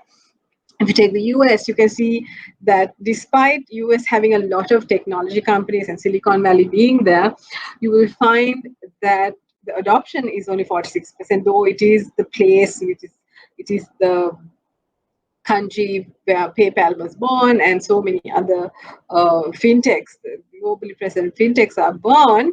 You will see that the adoption is low. That is because uh, US still the most prevalent method of payments are cash, checks and cash. Um, so that's because they have really proliferated the market and people are quite happy with it. And even if you take Sri Lanka, the real competitor for fintech, things like debit cards, because people already have these, so they are happy to use them and they're happy with the service that they get from the fintech. So they're not so from the debit cards. They're not so concerned about going into new technologies, though even though the new technologies have a lot of benefits. Um, so this map really shows how this adoption of fintech is connected to what is already there, and how banked people are, how easy it is for people to use existing banking services. Where it is not easy, they tend to move to fintechs faster. So as I said, payments was the area that was most disrupted by fintech, right? Because it was a low hanging fruit. It affects every single person. Everyone wants to pay, right? Everyone has to buy something. So there is a huge market. It's not so much like credit or insurance or anything like that. Credit is only if you need credit, you will get credit, right? You don't get credit every single day. But if you come to payments, you will most likely make a payment at least once in 2 3 days, right? Very few of us who will go about our lives for weeks without making any payments, right? So, and you can see that when you look at this slide. Cross-border interbank payments, mobile payments, wallet payments, and there are the processors, digital wallets, money transfer services, closed-loop payments, point-of-sale services, interbank mobile payments. So these are all fintech. These are all fintech, and they're all looking at payments, right? These are all several steps in the payment process, right? Either processes or digital wallets, the customer facing end of it or slightly behind, international, cross-border, inside, closed loop, only for people within that group. Mobile network, using the mobile network, so Airtel, M-Pesa, all those are the same. So processors, people like PayPal. So because PayPal has now moved on, it's no longer just a digital wallet. It is much more than that. It's almost like a payment infrastructure on its own, because it takes cards, it takes the bank account, Skrill, Square, Stripe. Sorry, they all are processors, and they're all in fintech and in payments. And this is why it's very important. And central banks are also looking at fintechs and digital financial inclusion to reduce cash, right? We're really looking to reduce cash because there are risks involved and there's a huge cost involved in cash. Printing the cash, keeping it clean, getting it delivered to the right places. Trying to prevent fraudulent activities. So it's really, really sort of a cumbersome process. So from the economic point of view, there is a cost involved in cash. Though to the customer it's free and they can use it freely, to the country there is a big cost in terms of cash. So that's why there is a push in many countries, right? So all these that are in this, none of them are Sri Lankan. So this is just to show that uh, all over the world there is equal interest, and so in Sri Lanka, right? So when you, as I said, payments are the most disrupted. That's why if you take of the most impactful fintech services, payments come right on top, right? So and wealth management and loans and mortgages, they're far less, right? So fintech in Sri Lanka. So we have been, so the central bank and the banks and the MPC, all of us have been working together to introduce the concept of fintech, the use of fintech, and to encourage innovation in Sri Lanka in terms of payments, in terms of other financial services, because we are seeing a lot of benefits, a lot of cost savings that are beneficial to the country. And we already have the infrastructure in place to enable this. Such mainly it is CEFs, right? I've been talking a lot about CEFs. CEFs is very important because, especially in terms of fintech. So, so in terms of the future, CEFs has a huge, huge role to play. CEFs also, they get finally settled through the RTGS system, but from functionality point of view, CEFs is a very important role to play. And it is already supporting Just Pay, POP, and Lanka QR. Lanka QR is the standardized QR code I will talk about in a bit. And so because of this, there are numerous initiatives, and the rest of the presentation, I'm going to talk about these new innovations, new initiatives to bring in new technologies into the banking industry, and which is really going to change what banking is in Sri Lanka. Right, and it's no longer, we are no longer looking at a standalone closed system where each bank is functioning by themselves and the only connectivity is via RTGS or via slips, but really using the capabilities of digital technology, the connectivity, the interoperability that digital technology could gain, and the idea and the concept of banking is really going to change. So if you are someone who is in the industry, who likes to have a career in banking, this is very, very important for you to understand and to know where the future lies. What is going to happen to your jobs, what is going to happen to the work, what are going to be the expectations from a bank. So all these are going to change because there are new players in the market with new technologies and new capabilities. And banks are also developing these capabilities. And from a country perspective, it's not only good for the economy on its own, it's also very important for financial inclusion, because as I explained before, China, India, those examples, what it's showing is it's very easy to access people when it's using the device that they all have at home, right, in their hand. So using that infrastructure that the people themselves have now invested in makes it much easier to get people into the digital financial inclusion net. So if you take internet-based payments, we're seeing an increase in internet-based payments in Sri Lanka. So sort of a 69% increase in the last quarter of 2019. Sorry, yeah, so 69%. So that is a value. So more value is getting used for internet-based payments.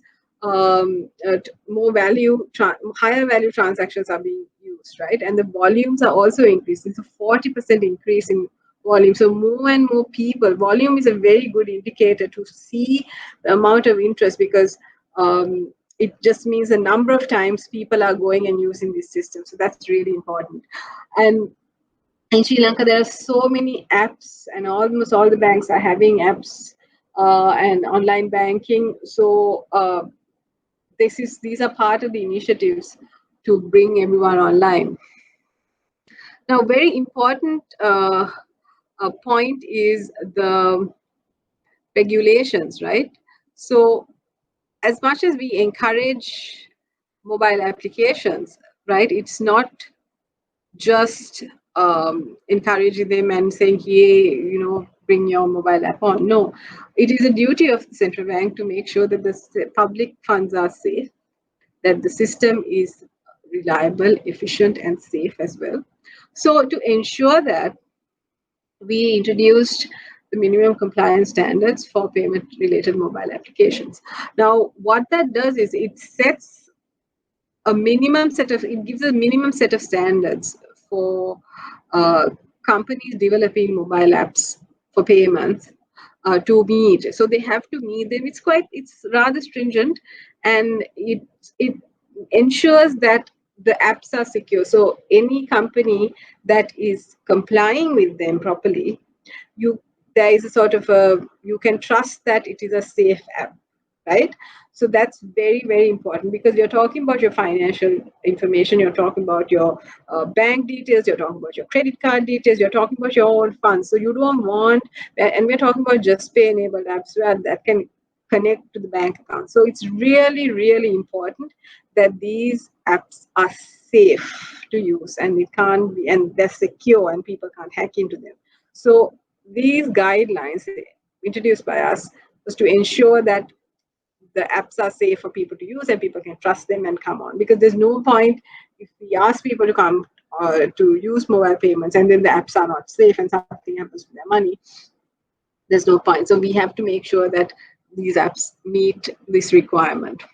So there are many just pay enabled mobile apps. That's why I said CEFs developed just pay, and JustPay is very important because it enables mobile apps. And what in a JustPay transaction now, the real-time notification comes immediately. Even it's built into the system, so even more than any other so for all online transactions, you have to get a real-time notification, but for JustPay, it's inbuilt. So the merchant will immediately get the notification that the money has gone through, which is very, very important for a transaction to happen fast. Because to get a merchant to move from asking for cash to encouraging the customer to use a mobile payment, they need to know that the money is coming in, because they can't see it physically, right? In a credit card, there is a guarantee from the credit card company that the money will come, right? But here the guarantee is that notification. So JustPay has that capability, and it's coming directly from the bank account, so it's very fast. There is the fees are extremely low or nothing, and there are limits, of course, because this is for retail payments and it changes with time and we have directions. But all in all, JustPay has enabled a lot of apps to be developed, and these are some of the apps that are using JustPay. So PEN is another security feature that is in development by Lanka Clear. It is to use, instead of using remembering your long account number, you're given payment exchange names for your interbank transactions. That is sort of on the way. There is something that is on the way. And then there are some very important recent fintech initiatives that we have been working on. As I said, the landscape is really changing, and you need to be aware of this. You need to be aware of what is happening in the future. If you're happy in whatever job that you're doing, it's good, but please know where the world is going to, and where this country is also going to, because we are also moving very fast. So national QR code, we've introduced the national QR code. So QR code is the picture that you see here, right? So instead of putting your card into a machine, you can just scan the QR code and all the details get pulled and the payment gets made, right? So we standardize the QR code for the country, so it becomes interoperable. So you can go and scan the QR code from any issuer, just like the debit card, there are QR code issuers. So anyone who has a QR code, it will just be interoperable something like CAS, where you can go and use your ATM at anyone else's ATM machine. You can go and scan the QR code of any other company, any other banks, and make the payment, right? So it doesn't have to be one your bank and the QR code of the same bank, right? So this has been standardized, and now we have mandated it and asked all the banks to adopt it. To use the QR code, you need a mobile. The customer needs a mobile payment app, but it's very low cost for the merchant. So that's why we have this family here as well, because all the merchant needs is this piece of paper, right? The merchant doesn't need anything else. It's the customer who needs the smartphone. So even a very small scale person a merchant can have just this piece of paper and get electronic payments, right? So this is it's a very powerful technology in that sense. And there are several banks that have already adopted Laka QR, and there are some banks that have their own QR, which is not Lanka QR. But now, under the mandate, they will all be adopting Lanka QR fairly soon. Uh, Another important development is the fintech regulatory sandbox. Now, what fintechs do, if you notice the word I used before, which is disruption. So disruption means that they are upsetting things that are there. They are going against the rules. It gives that connotation. So a regulatory sandbox is something that relaxes regulations to see if new players can bring in new products and innovations that will will benefit the country in some manner, benefit the customers. So many countries have fintech regulation sandboxes, and Sri Lanka also introduced its sandbox this year. So we started with a public consultation. So we called the public to all the relevant stakeholders to give their views on what sort of regulatory sandbox they want, because all these fintechs come to the central bank to get approval, and a lot of them have problems, and we give our advice as best as possible, and they keep changing and improving their products until they get approval. And there was a request for a regulatory sandbox. So we looked at it and we studied this, and we thought, okay, we will provide a regulatory sandbox. It took a lot of work, and the regulatory sandbox was launched this February. And what the sandbox does is it sort of gives a safe environment for fintechs to operate in. Fintechs who have really sort of cutting edge, innovative work. What it does is we analyze their proposals and we see whether they have any regulatory aspect that requires relaxation, right? If some regulatory aspect is preventing them from doing something that looks very beneficial, so we will sort of temporarily relax the regulation and let them operate. They can't have to come with a bank, so that the funds are secure, the customers' funds are secure, and then we will decide, okay, is it worth relaxing a regulation, and then we will go forth with it. Of course, it is central bank level regulation, not acts of parliament. So whatever comes under some law is the only thing that can get relaxed. But the thing to remember is a lot of to be a fintech that requires regulatory relaxation, you have to be a very good fintech. You have to be really cutting edge, where you you can't function within, you have this really novel idea that some regulation is preventing. But most fintechs, they can, inside the existing framework, a lot of them operate under the regulations of the PSSA, of the Payments and Settlement Security Act, right? But if anyone has a very sort of cutting edge thing that needs some temporary relaxation of a regulation, central bank as a regulator has enabled this so that they can come to us as well. Blockchain technology. If you remember, when I was talking about the factors that brought in fintech, I mentioned Bitcoin and blockchain technology. Blockchain technology is one of the benefits of Bitcoin. People have different views on Bitcoin and cryptocurrencies, but one of the most important things of Bitcoin is the use of blockchain technology. And a lot of central banks have been studying how to use blockchain technology and how to develop, how to harness the benefits of blockchain to to see whether it can improve financial services. So there's a little video here on how blockchain works. Let's see if this works.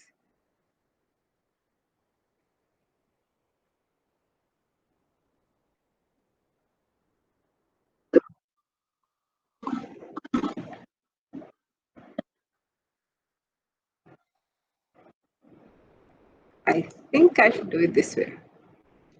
Let's see.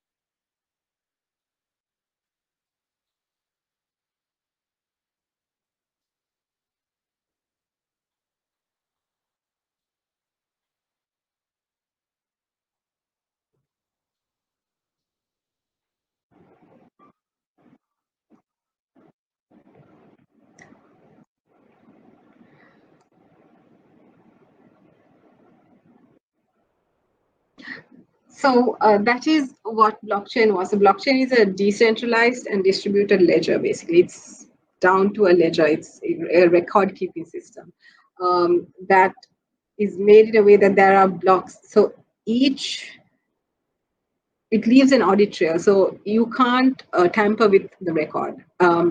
Very simply put. So this makes it very, very useful for high security requiring transactions. Here they used diamonds for financial transactions, for trade finance. So it has huge amount of potential. And a lot of countries are studying this and adopting this. And Sri Lanka, the central bank, we took an initiative to study blockchain ourselves, and we are developing and we chose know your customer. So know your customer is, the bank, the forms that you fill when you start a bank account. So those are the KYC forms. So we are trying to apply blockchain for KYC to see how well blockchain works, and also to enable digital onboarding in Sri Lanka if it works out successfully. So we are in the we are about to start developing the POC. We called for applications through this advertisement, and there's a lot of interest internationally as well. And so, of these, we selected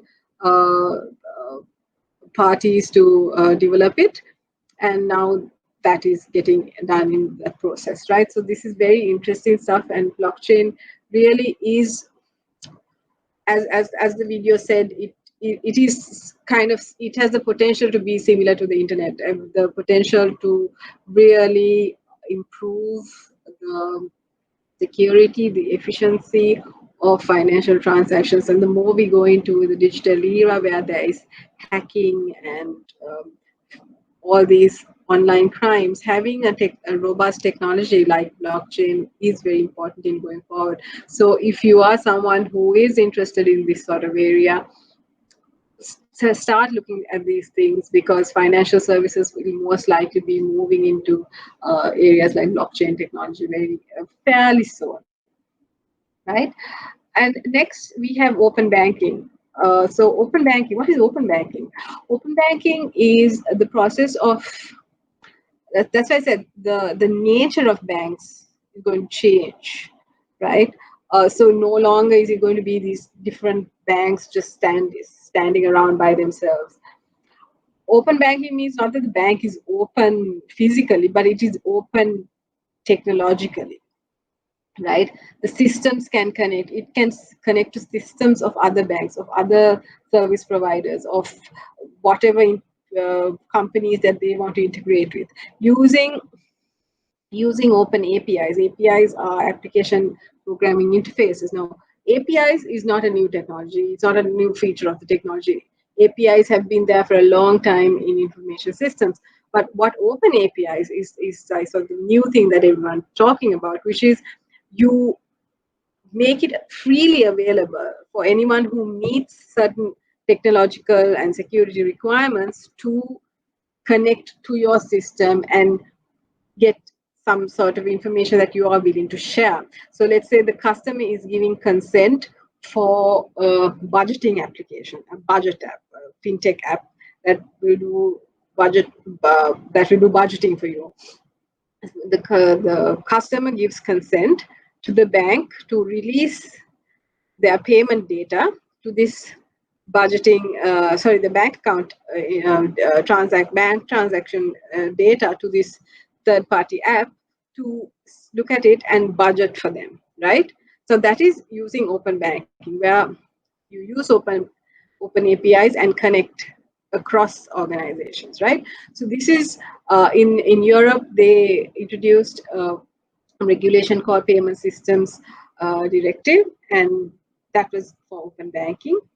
And many countries have been looking at this: Japan, Hong Kong, Australia, and they have introduced open banking as well. And we are also studying how to develop an open banking framework for Sri Lanka. This is not whether to develop an open banking framework, it is how and when, because this is the way forward. They're increasingly even banks, fintechs, everyone is realizing the advantages of being interconnected, especially because now the technology provides very secure connectivity, right? So those risks are less.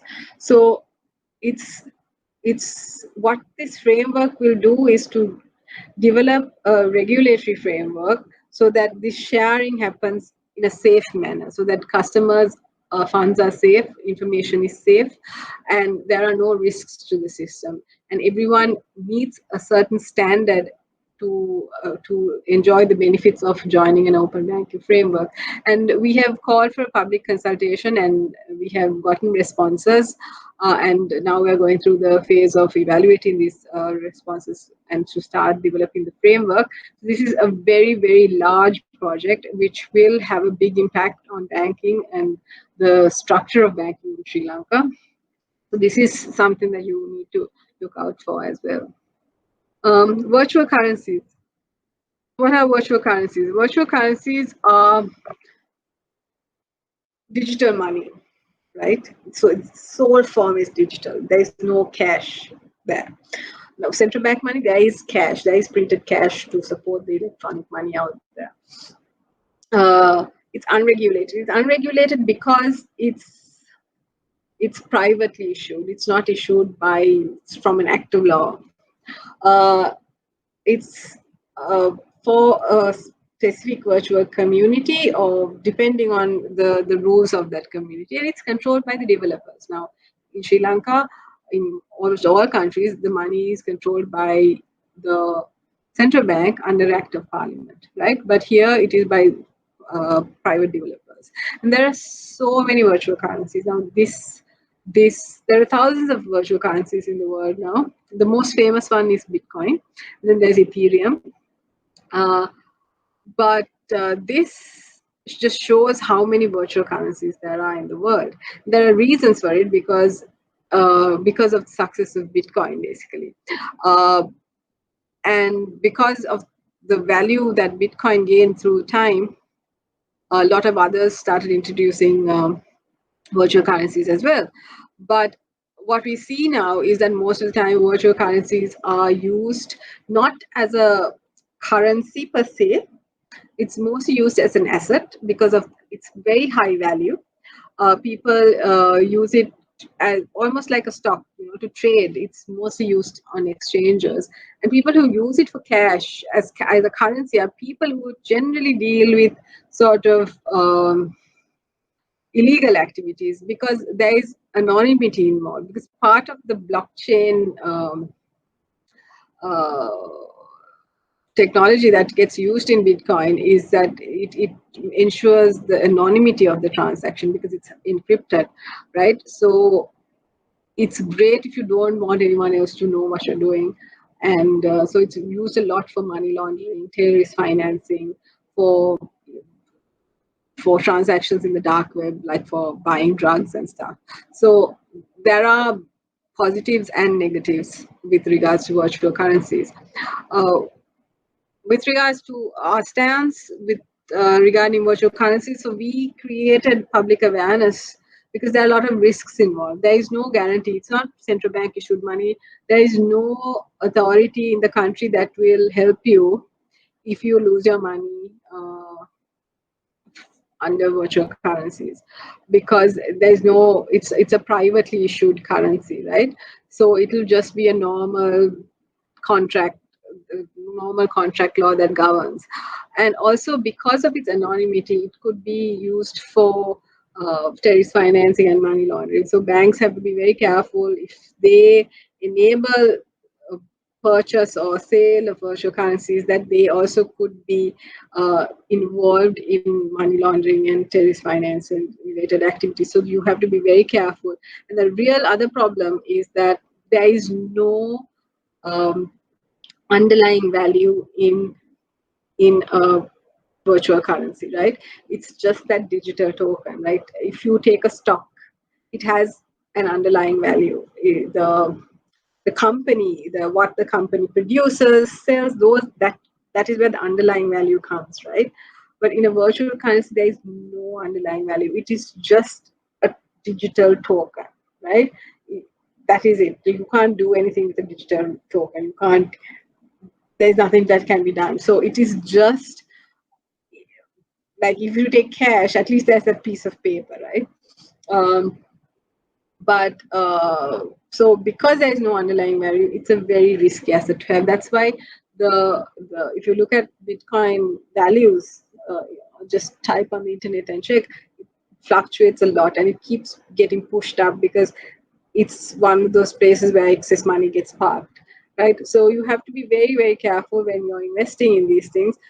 There's still, um, we have still warned people about this. We have not directly issued any regulations, but we also have not licensed or authorized any company to operate in virtual currency schemes in Sri Lanka. And this is very important. So if anyone says, oh, we are authorized by the central bank, they're not. They're not authorized by us or by anyone else. And also a lot of, because of the popularity of Bitcoin, what we're seeing is a lot of rise in initial coin offerings, just like IPOs. There is ICOs, and ICOs are basically giving out digital tokens to people to invest in companies. So the value of these ICOs cannot be guaranteed at all. And what ownership, so whether ICOs are the same as stocks of a company is unknown. So there are a lot of risks. We put this regulation press release out in 2018, so it's been 2 years. Um, but the public always needs to be aware of the risks. You can make a lot of money, but there is also a lot of risk. Another initiative that we have introduced together with the transport ministry is the introduction of a transit card for public transport. So NFC card where people can just touch and pay, and the negotiations are going on. And so what this card basically is to do is, so this is how it works. So the passenger just takes the card, you can top it up at a bank or even at a shop. You know, if you remember, um, like the mobile top-up cards that we had, and you just top it up and you go to the bus, it's NFC, and you just pay and go. So we've the standards required, I think they're all released, and it's going to get implemented fairly fast. And there are pilots going on of similar cards in Candy for a few years, I think now. And so while we are doing this, while we've been having all these initiatives, there's also a big push from our side to promote digital payments towards a less cash society. And the reason being the importance of moving to digital payment. On the one side, there are risks and costs involved in cash. And the other is there are benefits. And there's a lot of investment gone into digital payments because there are a lot of benefits, including getting rid of all the negatives of cash is one thing. And then it brings more people into the banking industry, because once more people get banked, they can use more financial services, or they can get more loans. Once you have those, once you're in the system, you can reap a lot of other connected benefits by coming into this digital payment. So if your transactions are constantly in cash, you have no records of what you earn, what you spend, and even if you go to get a loan, the bank doesn't know what sort of person you are. But if you have money coming in regularly to the bank, then you can get your credit cards, you can get your loans, because the bank knows, okay, this person has this sort of income and expenditure. So those are some of the sort of small benefits of, not small actually, they can be quite material to a lot of people, of promoting digital payments. And we've been doing this quite enthusiastically of late. So 2020, we introduced 2020 as the year of digital transactions. So we are going full on and promoting digital transactions this year. You might have seen this advertisement. So we used the concept of cash vade, and we thought, okay, cash vade will be eye-catching so that people understand that there are issues and inefficiencies in using cash, and we're targeting both consumers and merchants and really sort of promoting the benefits of digital payments through highlighting the issues in cash, such as looking for change when you're trying to pay, having to queue when you're using sort of at the bank and filling slips, risk of theft, keeping track of your money. And then for the merchant, again, change, loss, safety, the keeping accounts. So from every aspect, not using cash and going into digital payments has a lot of benefits, and we are really trying to promote this, and we started this promotional campaign, and it also is focusing on, it also gets financial institutions and everyone on board. So the first phase was to get the banks on board and train their staff. So if you're already at a bank, you might have seen these digital 2020 PowerPoints or posters in your bank, and these advertisements also around. So because we are just going all out to create awareness of the benefits of going into digital transactions. So this is the campaign that we started with the digital employees, that is of the banks, so that when, as I said at the very beginning, the choice of using a type of customer payment method is down to the customer and the bank, right? If the bank knows how to guide the customer properly, then the customer can also choose the right payment method, right? They don't have to use a check for everything. So there's Anka QR, CEFs, CAS, and all these that we discussed today. And so banks have been, their knowledge has been enhanced and trained on these so that they can share this knowledge with the customers as well, and then customers can take on using digital uh, payment methods. And lastly, very importantly, the COVID-19 issue raised the importance of digital payments, right? And we were very swift to take action because we realized people suddenly wanted to pay in non-cash methods. And this was something that we've been wanting them to want for some time, but they finally wanted it because there was the risk of falling ill and probably death for getting COVID. And so we quickly took steps to make sure that they can do so to the best of using the infrastructure that was already available.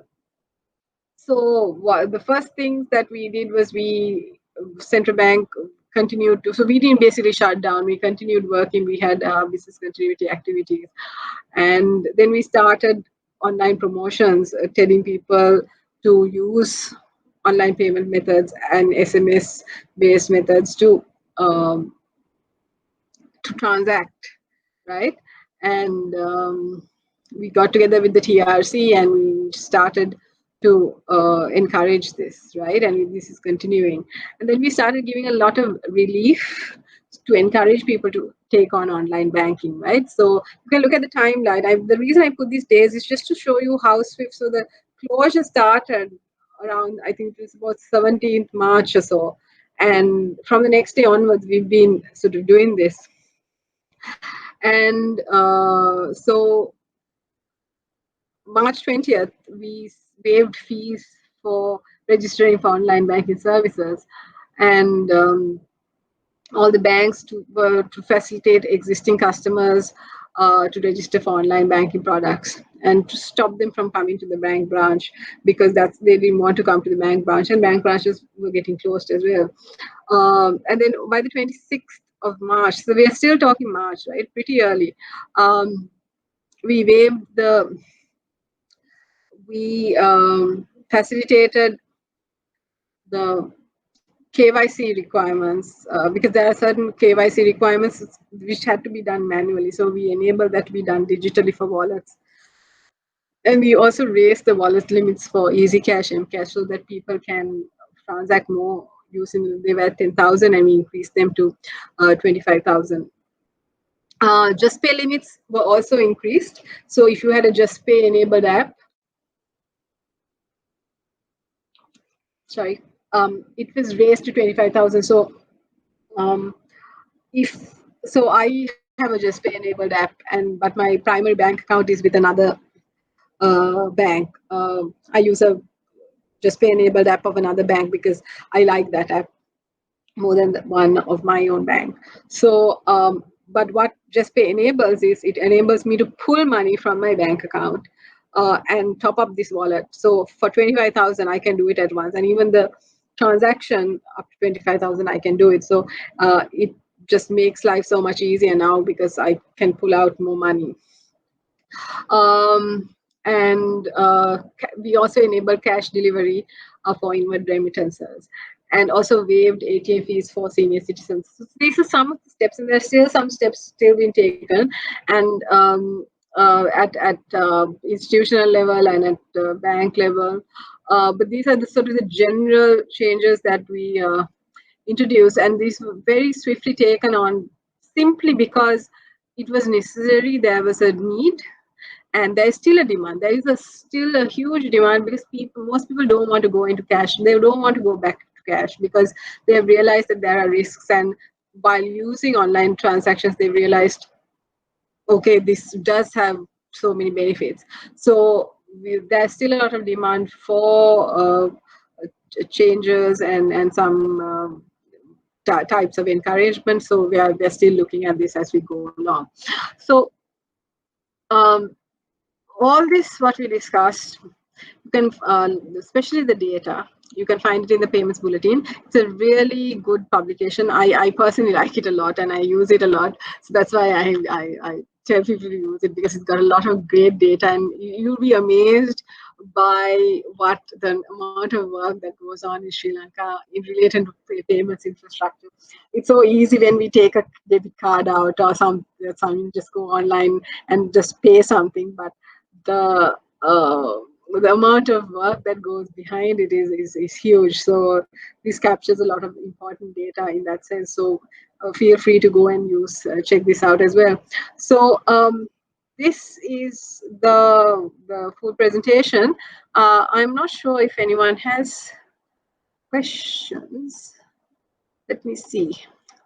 I don't know if anyone does. Does anyone have any questions? Yes, there is one question. I have a question.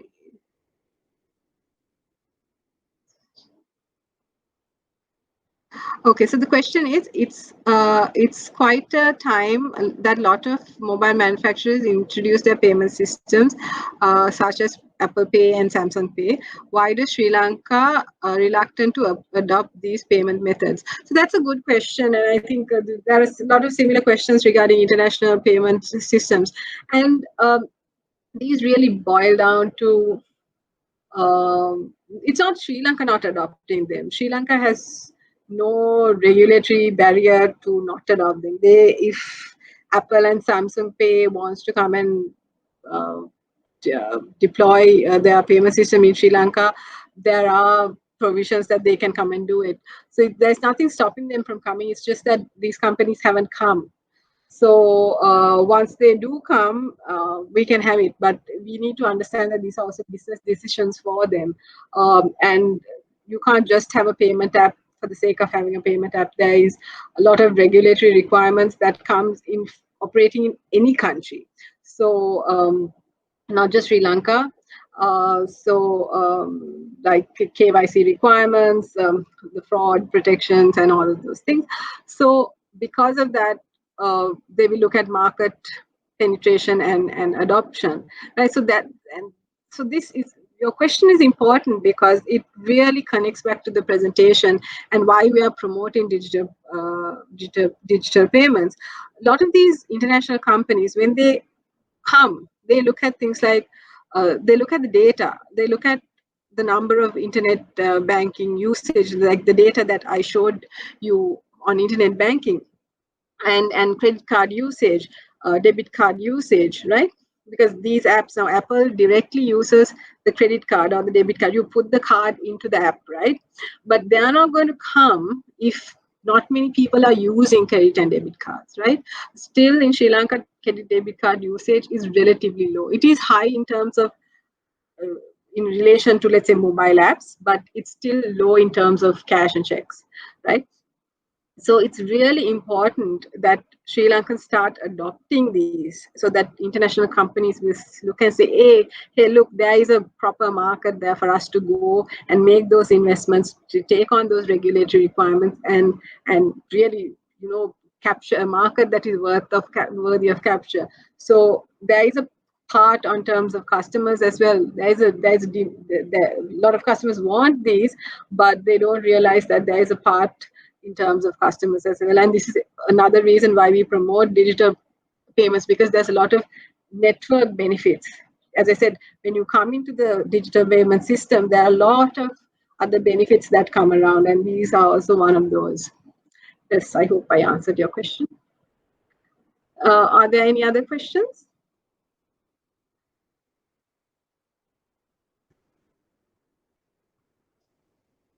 If there are none, should we stop? Okay.